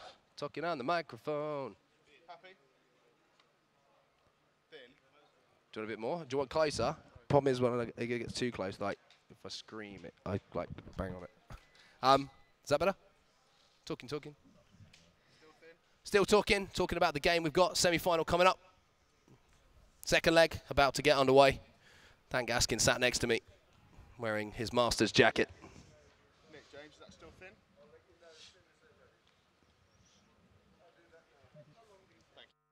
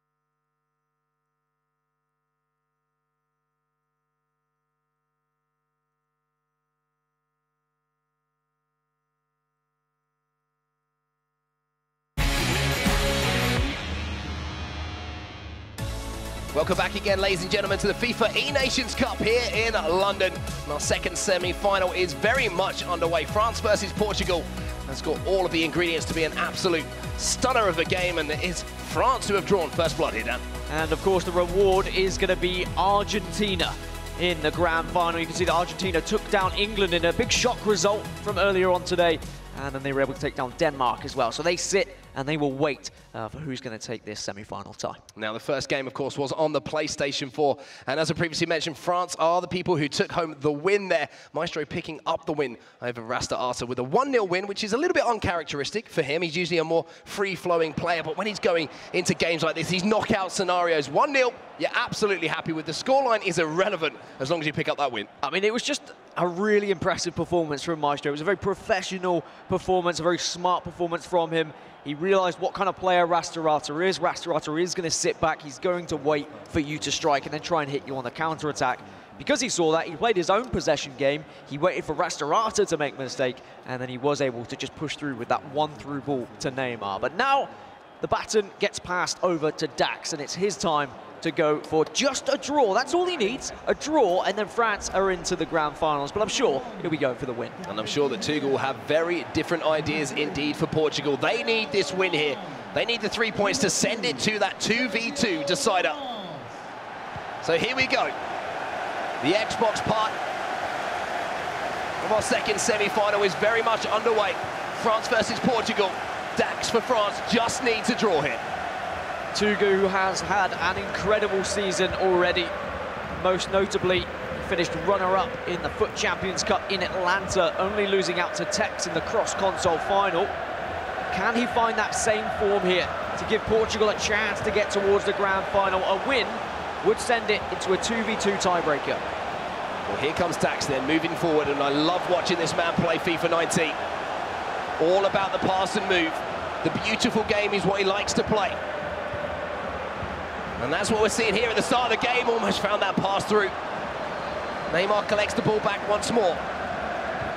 Couple of skill moves just into space, just reminding Tuga of some of the tricks that he's got. As now Marcelo plays that ball down the line to Mbappe. Back inside, here's the run for Vieira. Pull it back to Vieira. Mbappe turns, scoop around the corner, almost found the ball back into the centre of the box there to Neymar. But Tuga sticking to his guns, and this is going to be an interesting battle here. You've got one of the most impressive players going forward, those passing plays, going up against one of the best defensive players, and it might be Tuga who can take the lead, but no! What a slide tackle there was from Varane to keep the ball out. Does go for a corner, and still possession here. Tossed it to the middle! Off the ball, the point's in! And you hear the vamos! Coming out of Tuga, and Portugal strike first. The pressure has paid off. The header came back off the post, but Ronaldo, I believe it was there, and who else but Ronaldo? I mean, it's usually Ronaldo with the head, putting the ball in the back of the net, and maybe that's why it hit the post, because it wasn't Ronaldo, but at least he was there for the rebound. And this is exactly what Tuga needed. This is what Portugal need, because Tuga is very good at holding on to leads, very good at frustrating his opponent. Yes, okay, it is going to play into the hands of Dax, who likes to play that ball around, who is patient about his build-up. Dax almost plays chess on the football pitch. He thinks 4, 5, 6 moves ahead when he is passing that ball around. He watches the defensive movement of his opponent, and then he picks them apart before they even know it. But now he's going to have to do that coming from behind, so he might be slightly rushed compared to normal. He might have a little bit more time in midfield on the ball, because Tuga's going to set up that defensive wall down. Try and close this game out, even with just 13 minutes on the clock. And then look for chances on the break. So now it's up to Dax to break down the wall that you are going to see Tuga put up. I mean, you can already see those front 4 players just sitting on that halfway line, making it very difficult for Dax to even get to his forward players to try and break down the second wall of back 4 line. This could be a very difficult task for Dax if he doesn't do it quickly. This is going to be a complete tactical battle between the two now, because Dax, if anyone has the ability to break down a couple of walls of defence with passing and movement, it is Dax. But he's going to need to do it here to book a place for France in the grand final against Argentina. The good thing is for him now, he only has to do it once still. That one goal doesn't really change too much if Dax gets a goal on the board. It's about trying to be unpredictable here, because Tuga, very good at reading the game, will know exactly what Dax is trying to do. It's whether Dax can come up with something that is going to surprise Tuga, that Tuga might not be able to intercept a pass, for example. We've seen many a goal from Dax where he sequences together many a passes before a goal. Well, here's Ronaldo inside the box, Neymar with the shot. And it was the last line of defence, as far as outfield players are concerned, that make that block, and that's the difficulty, Dan. You can work into those positions, but before you even get to De Gea, there's two players sat just outside the 6-yard box there trying to close those shots down.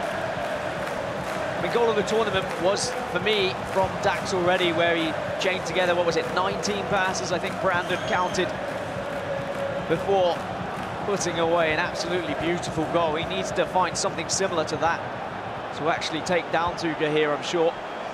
Tuga has a chance to double his lead as he's the one going forward. R9 tries to cricketa past Vieira.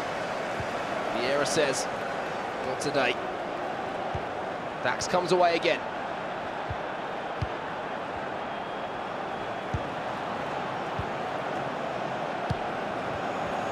Ronaldo turns back inside now. It's not surprising to see almost every player on the pitch here for Dax will get a touch of the ball before he ends up creating a chance himself. He loves to give everyone a little feel of the football. He's given a pass to every player, and Tuga has every other player behind the ball, waiting and watching and saying, all right, well, you can play it around the midfield as much as you like, but getting into the final third, that's when I'm going to step up and make these challenges. Well, here's R9 then. Vieira and Hullet having to combine in midfield here in an offensive capacity. We'll turn away from Mbappe. That's a beautiful little drag back. Hullet, the artist has struck here in London. What a goal that is from Dax. And that's why I love watching this man play FIFA. We knew it was going to take something special to get through Tuga's defence. And that was exactly special. We call him the artist, we call Tex the special one, but Dax just a special artist now. I can't wait to see the replay of that one. I'm sure we will see it on the highlight reel for weeks to come. As now back to the drawing board once again for Tuga.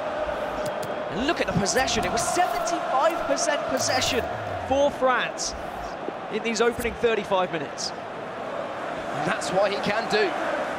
It really does look like a simple game when Dax puts together moves like that.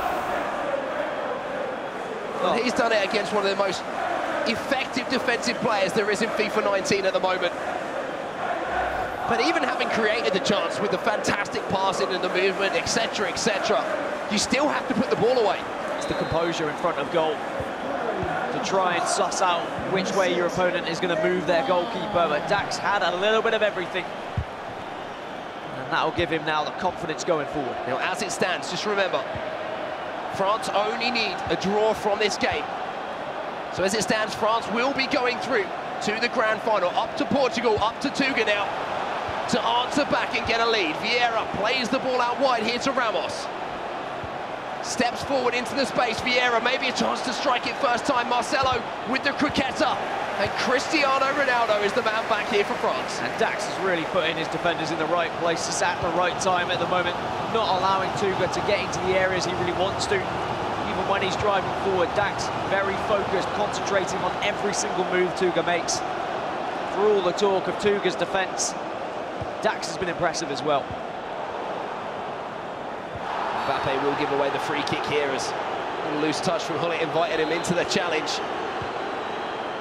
Almost at half-time here, and this first half has absolutely flown by. And if it stays like this, France only have to survive 45 minutes without conceding. But it looks like Dax wants to end this now. Neymar on the edge of the box, cricketa out wide to Ronaldo. Back into Neymar, scoop time from him! And Dax is stepping up when it matters for France! Maestro loves it! And Dax just wants to get back to business. It's almost like Dax just feeds his emotion into Maestro, and then Maestro releases it all for him. And that's why they make such a good team. you have the calm and composed character, and then you've got the energetic and passionate one. He's the hype man. And sometimes you need the hype man. You need that person behind you, giving you the confidence. As Tuga has to come from behind for Portugal. Not even a chance to attack from the kickoff. The whistle goes at halftime. 68% possession for Dax. As we knew it was going to be a game where Dax controlled it. It was just the fact he was able to get back when he was behind, which is impressive. So Portugal need to. And it really is as simple as that at the moment. The lead here for France is huge. As far as the semi-final is concerned, and who is going to make it through to the final, we'll take a look at the highlights now. Tuga did get the first strike on the board here. The ball towards the back post was won, and on the follow-up, Cristiano Ronaldo prodded it away, but that just brought the artist to life. It did. As soon as he knew he had to press on, as soon as he knew he had to just go for that goal, he started to feel every pass, and it was just an absolute masterpiece of a goal. But it's just a day in the office, isn't it, for him? He's used to scoring goals like that. And the second one as well. Just a simple scoop turn away from his man, but nothing simple about the finish there. Yes! And I'm pretty sure that all the fans back in France could hear Maestro from here, to be honest with you. The Alley's ringing out around the arena at the moment, and I'm sure we'll hear some more of them if France can hold on to this game. And what a day it's been for France as they started off after playing all of their group games yesterday, having to watch, having to wait and see how their fate was going to be decided by the rest of their group in Group A. They watched Saudi Arabia fall to Finland, which allowed them through to the knockouts. They then were able to take down Brazil in the quarterfinals. And as it stands, they're on their way to the grand final where they'll face Argentina for the chance to be the first ever eNations Cup winners. But trust me when I say that Portugal will not go down without a fight here. Tuga with a chance to find Ruud Gullit, who was in an attacking position, but when he has to push up the pitch here, he's going to leave space in behind here for Dax to expose. Down the line here for France, Neymar. Turning away from the attention of two defenders, trying to poke the ball into Vieira there. And we spoke all about how Maestro had to learn something from Dax in playing more of a possession game. Well, Dax can learn something from Maestro here, because naturally Tuga's going to get very aggressive. He is going to leave gaps, and Dax needs to capitalise on those gaps, because a one-goal lead, we know how fragile that goal lead can be. And as soon as it's 2-2, it would be a very nervous ending for the Frenchman. Yeah, that's when things start to get very, very shaky. They do have the advantage of, even if Dax does lose this, the 2v2 is kind of a backup. A little bit of an insurance policy potentially for France, but if Portugal do take this and send it to a 2v2, you have to say the momentum would be with them. So you get the feeling that Dax and France, they have to close this out here. And this is just where Dax excels in the game of FIFA. Gullit now into Neymar. Good tackle from Marcelo. Portugal could come forward. He needs to do that more as well. He needs to get aggressive, try and win that ball back. Don't allow Dax to just play the ball around the park. When it's going to be, I think Ferdinand desperately trying to get back. Ronaldo just takes it ever so slightly too wide. And De Gea didn't need a second invitation to come and gather that. Well, yeah, really well played from Dax, bringing the keeper out, recognising it was a heavy touch from Tuga. Now Dax is going to be more than happy again just to eat away at that time a little bit, play it across the park from right to left, from left to right. He doesn't matter which direction it goes, as long as it's not going towards a red shirt. Well, this is the best direction for it to go here for France. Big chance for Dax, cannot take it. De Gea makes the save. Really impressive goalkeeper movement there. And you have to be brave in those situations, because that could have been game over if Portugal went 3-1 down there. And now for Tuga, he might have to switch up his loving 4-4-2 and get a little bit more aggressive here. It is going to be a couple of personnel changes. Maybe it could be one of the greats.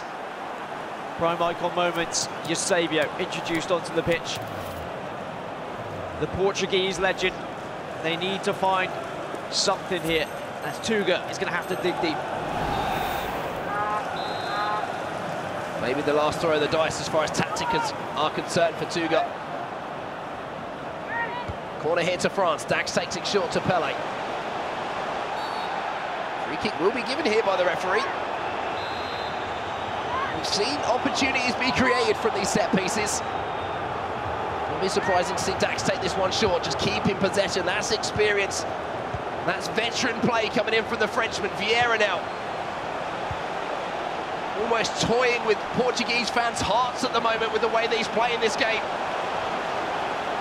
Drag back from Ronaldo. Pele with the Cruyff turn. There's Hullet. There's Mbappe, and it's a penalty. Tuga had to force the pace. The French fans love what they're seeing. And this could be a red as well. And this is a chance here to really end this, and he is off the pitch as well. Things just became extremely difficult for Portugal. And you have to feel like if this penalty is converted by Dax, it's the grand final ticket for him. Mbappe, his teammate Maestro, has been channeling that celebration all tournament long. Steps up and saved by Portugal. They stay alive. 10 men. What can you do? You have to go forward. You're going to leave gaps in the back, but you've got to commit. You've got to take risks now because your tournament lives are on the line. It's going to be extremely tough against a player like Dax. I think you've hit the nail on the head there. It's difficult enough with 11 on the pitch to negate what Dax can do on FIFA with 10. It's almost impossible, but there's one man that can do it here for Portugal. It is Tuga. But he needs to win the ball back. He needs to push his line higher on the pitch. Pele into CR7, and look at this from Dax. He's just almost got the ball on a string at the moment. Pele into Hullet. Vieira says to Marcelo, take that space. And almost an interception there, but Dax again just has the ball on a string. Yeah, now it's 11 versus 10. He just has so much room to work with, and Tuga's players are just running back and forth to try and get close to the ball, but they can't even get a sniff at it. Ronaldo then cricketers inside past Marcelo. Drag back just showed too much of it to the defender. And there is still time. There's time, but remember, it has to be 2 goals for Portugal if they want to send this to a 2v2. 1 goal would not be enough. France would still go through with 4 points. But it would certainly be to move the ball forward here, Dan. A very nervy ending for Dax if Tuga does get a goal here. Messi into Mbappe, almost finds the ball through to Eusebio. De Gea just clears his line. Smart play there from Dax. And it'll be rewarded with the ball just falling to the feet of Vieira as well.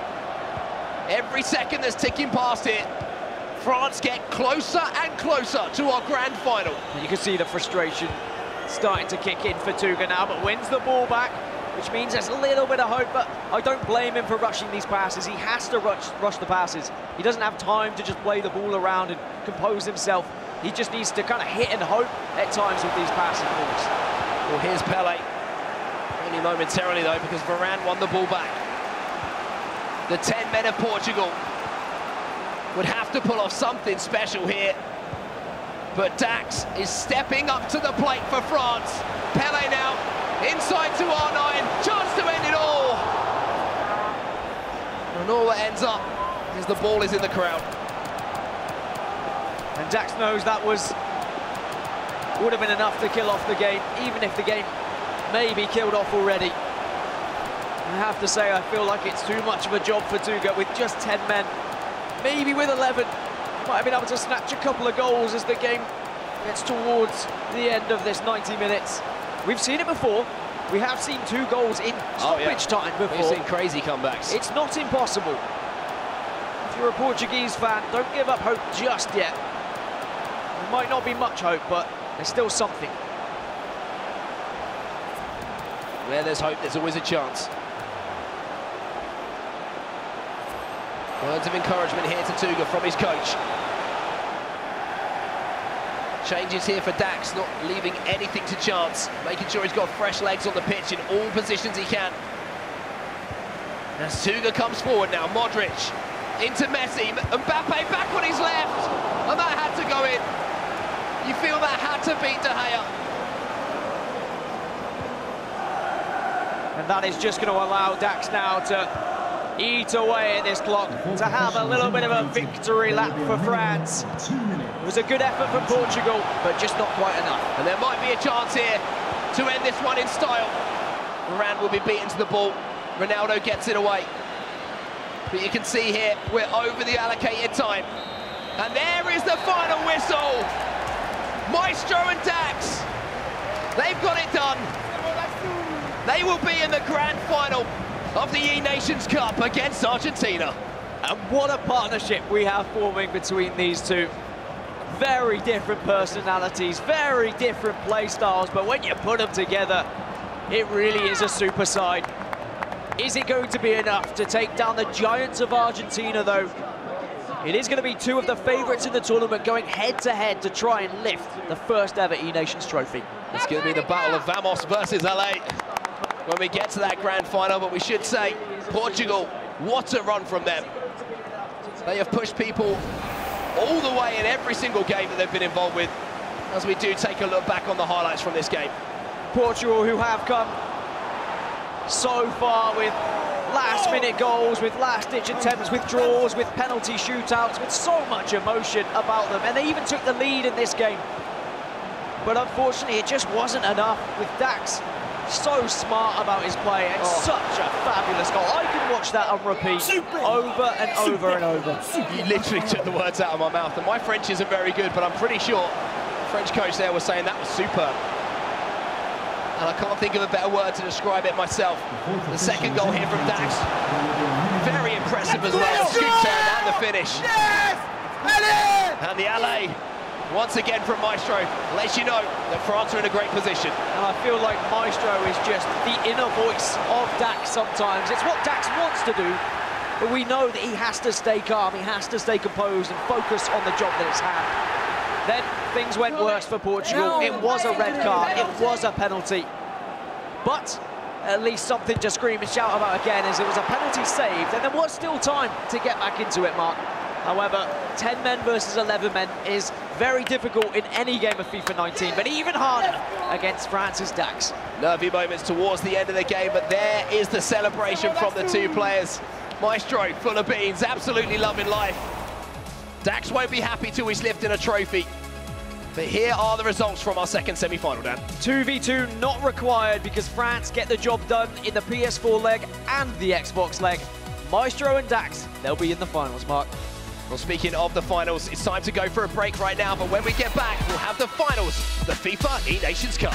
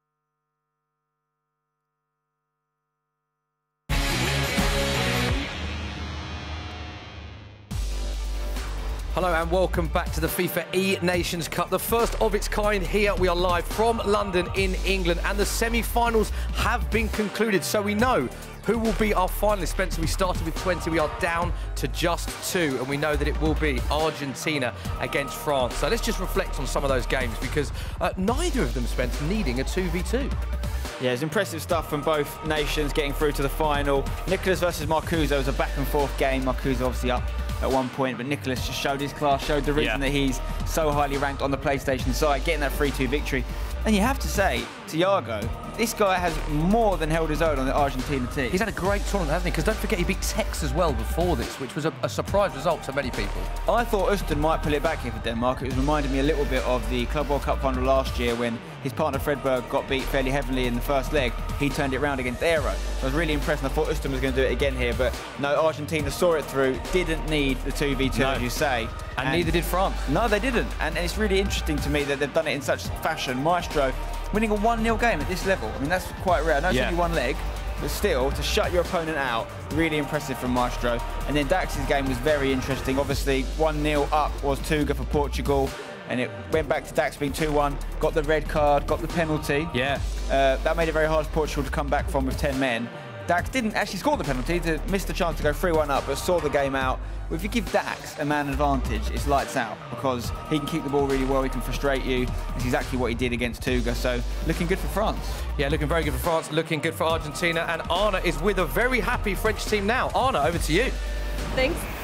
Thanks, guys. I'm here with France, Maestro, and Dax, who just punched their ticket into the very first FIFA eNations Cup final. Guys, how are you feeling about your performance? We are feeling very, very good, because today when we wake up, we was not sure to go to the knockout. So we are feeling very, very well, and now we are in the final, so we're feeling good. And I know my teammate is feeling good as well, so yeah, I just wait for the final now. Now, I just heard you. You guys were saying how stressed you were. Are you still feeling that stress, or are you kind of relaxing some now?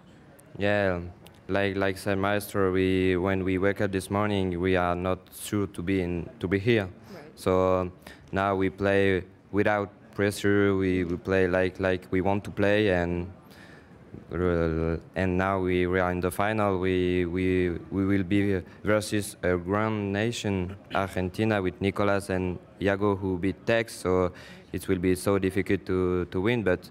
A final, we don't play a final, we win a final, so let's see. I want to say Benjamin Pavard in the World Cup, so maybe again. Now, speaking of Argentina, who you're going to go up against, you do have to face Nicolas, who is the #1 player in PlayStation right now. How are you feeling about that matchup? Feeling very good. I play him in FIFA Champions Cup too. I beat him, and he beat me just after, so yeah, I know he's a great player, he's the best in the world in PS4, so it will be a great game. And I just wait for that. Now, what about you? You have to go up against the guy who just beat Tex, the best Xbox player. How are you? Do you think that's gonna be a good match?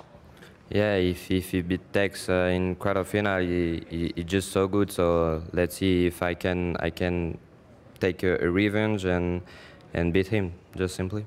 Sounds good. Thanks for being here, guys.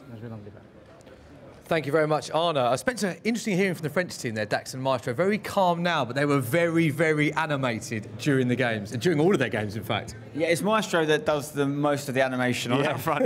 Dax is very cool customer, very calm, collected, although did a bit of a smile on his face when he got that win. I think it was the first time he allowed himself to really enjoy the fact that he's made a final. Love the fact that Maestro mentioned the Benjamin Pavard goal, obviously, that happened in that game between France and Argentina in the World Cup last year. Fantastic goal. He said it might happen again, but he's not going to play Pavard, is he? So how's it going to happen again? Who's he going to do it with? Very good point.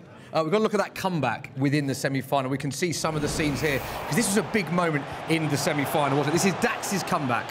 Yeah, Portugal found themselves 1-0 up, and it was a game Tuga had to win to take it to the 2v2, as Portugal had lost in the first game. But Dax did what Dax does. That's a fantastic... That's a bit of a mouthful, that, isn't it? Dax did what Dax does. A lot of Ds. But it's a fantastic pass from Dax there. He's very good at finding that extra pass in space. Again, with the ball here on the edge of the box against Portugal. No rush from Dax. He waits for a perfect opening. Eye of the needle stuff. Great turn. Maybe keeper will be disappointed if he can get a stronger hand to that. Look, what a hype man to have in your corner. What a hype man, yeah.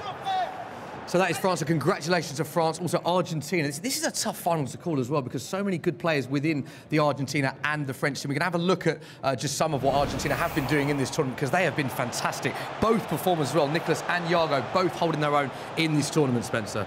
Again, coming back from behind, just like France did. That's a sign of a good championship team. Denmark were 1-0 up here.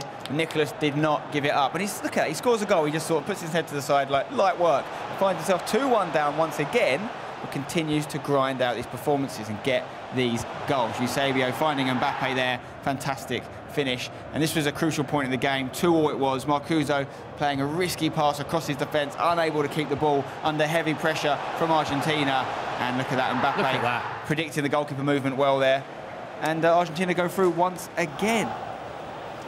This was in the second game. This was Iago's game now against Uston. And not really clearing the ball properly there, Uston. Uston's a great attacking player, but defensively sometimes lets himself down, and the keeper's let him down a little bit there by not clearing that ball properly. So we had Iago 2-0 up at this point. Relentless, kept going, gets into the box here with Ronaldo. Unbelievable footwork to find space, and then puts it past him to make it 3-0. And that was always going to be hard for Uston to get back from. He did get a couple of goals in the end, Uston, but not enough. Very calm, weren't they? Very calm. Looking at the difference in Argentina and France in regards to the celebrations, very different. Argentina very cool, aren't they? It was the same story when they beat England as well. Bear in mind that how big that game was. Many people said whoever won that match might win the whole thing. They didn't celebrate overtly. They just sort of said, yep, good, shook hands. Very respectful, I thought. And I don't know if that's because maybe they're not those sort of characters, or is it because they don't believe they should get excited until they win, or if they win the final. If they win the final, indeed. So let's just get confirmation of where we're at with the tournament. We are down to just 2 teams, Spencer. It is Argentina against France. What a final that is. I can't call it. I'm glad I don't have to make a prediction. But interestingly, we did ask for your prediction, and you did say at the start of the tournament you went for France, so that could come true. It could, yeah. I'm probably going to stick with that prediction, obviously. In fairness to a few guys, Richard Buckley said Argentina looked good from the start. And these are the matchups we're going to see now. Talk us through the individual battles. First game, very important, very important. You say Nicolas has a chance to beat Maestro based on the rankings, but Maestro's been playing very good FIFA recently, you know. Won the PlayStation side last week at the FUT Champs Cup. Nicolas wasn't at that tournament, so we didn't get to see them match up there, but we've seen them match up a couple of times this year, and it's gone back and forth between those two. Whoever wins that game, if there is a winner, obviously it could be a draw, it's going to set up the second game nicely. You know what, even though these guys haven't had one for a while, I think this could be a 2v2 fixture. Do you think it'll go all the way? I think it could. Well, you've got the Iago Dax game after that, of course. It's a really hard one to call, to be honest. Dax, when he plays well, I think he's impossible to beat. Of all the 4 that we're seeing in the final, just quickly, who have you been most impressed with individually? Because they've all had such good tournaments. It's ebbed and flowed as well, you know. That's what makes this team event so important, because it's not been about any one player carrying the nation. You know, sometimes the Maestro's been getting the wins and Dax has been helped by that. Likewise, it's flipped the other way. Same with Nicolas and Iago. But in terms of their placement on the current leaderboard, who's impressed me the most, I'd probably say Iago, because he's picked up massive wins, including beating #1 ranked in the world. Including that text as well. And of course, we've got to mention, huge event, the first ever eNations Cup. We're seeing what it means to these players representing their country, and with the national anthems as well. It's been phenomenal, hasn't it? It's been amazing. You know, and the French Federation obviously is so proud of their boys. I'm sure the Argentinian Federation are as well. The question is, who's actually going to be the first ever winner? There'll only ever be one first winner. There will, won't there? Yeah, and it's going to be Argentina or France. And you're sticking with France with your prediction? I'm going to stick with France, yeah. It makes me look good if they win it, because I said it from the beginning. I also said Germany, who went out in the group stage. Okay, so it's set. It is France versus Argentina. It is the final. Time for a short break. We will be back at 1600 hours, 1800 hours, 6 o'clock British summertime. See you then.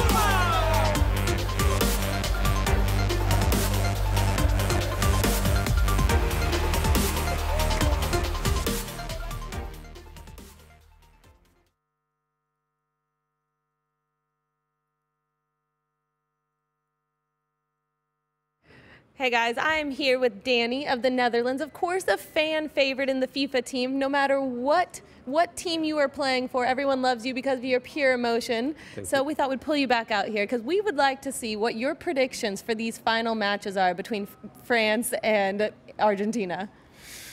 Well, I think Maestro is in a very good form. Dax is always playing good no matter what. Every tournament he plays good FIFA. Always like same level. Argentina surprised me, especially Iago. Nicolas is the best player in the world on the PlayStation. Right. But Iago beat Tex, so I think both teams are playing so good and it's hard to predict. But if I have to choose a team, I think French is going to make it. We'll see. The French seem to be very excited, but maybe we'll get some emotion out of Nicolas later. Now, what about this first ever FIFA eNations Cup? It's a format we've only ever played one other time, which was in the FIFA eClub World Cup. How are you liking the tournament, and what is your favorite part? I like it very much because playing in a team is nice in the first place. At the Club World Cup, I played with Joey, my teammate of Ajax, and I liked it so much. But this playing for your full country, all the kids watching you, supporting you, hoping that you do well. It's just not from one club, but from the whole country. And I think, yeah, that's amazing. Everybody wants that. Well, thank you so much for this interview. It was good to see you. Thank you.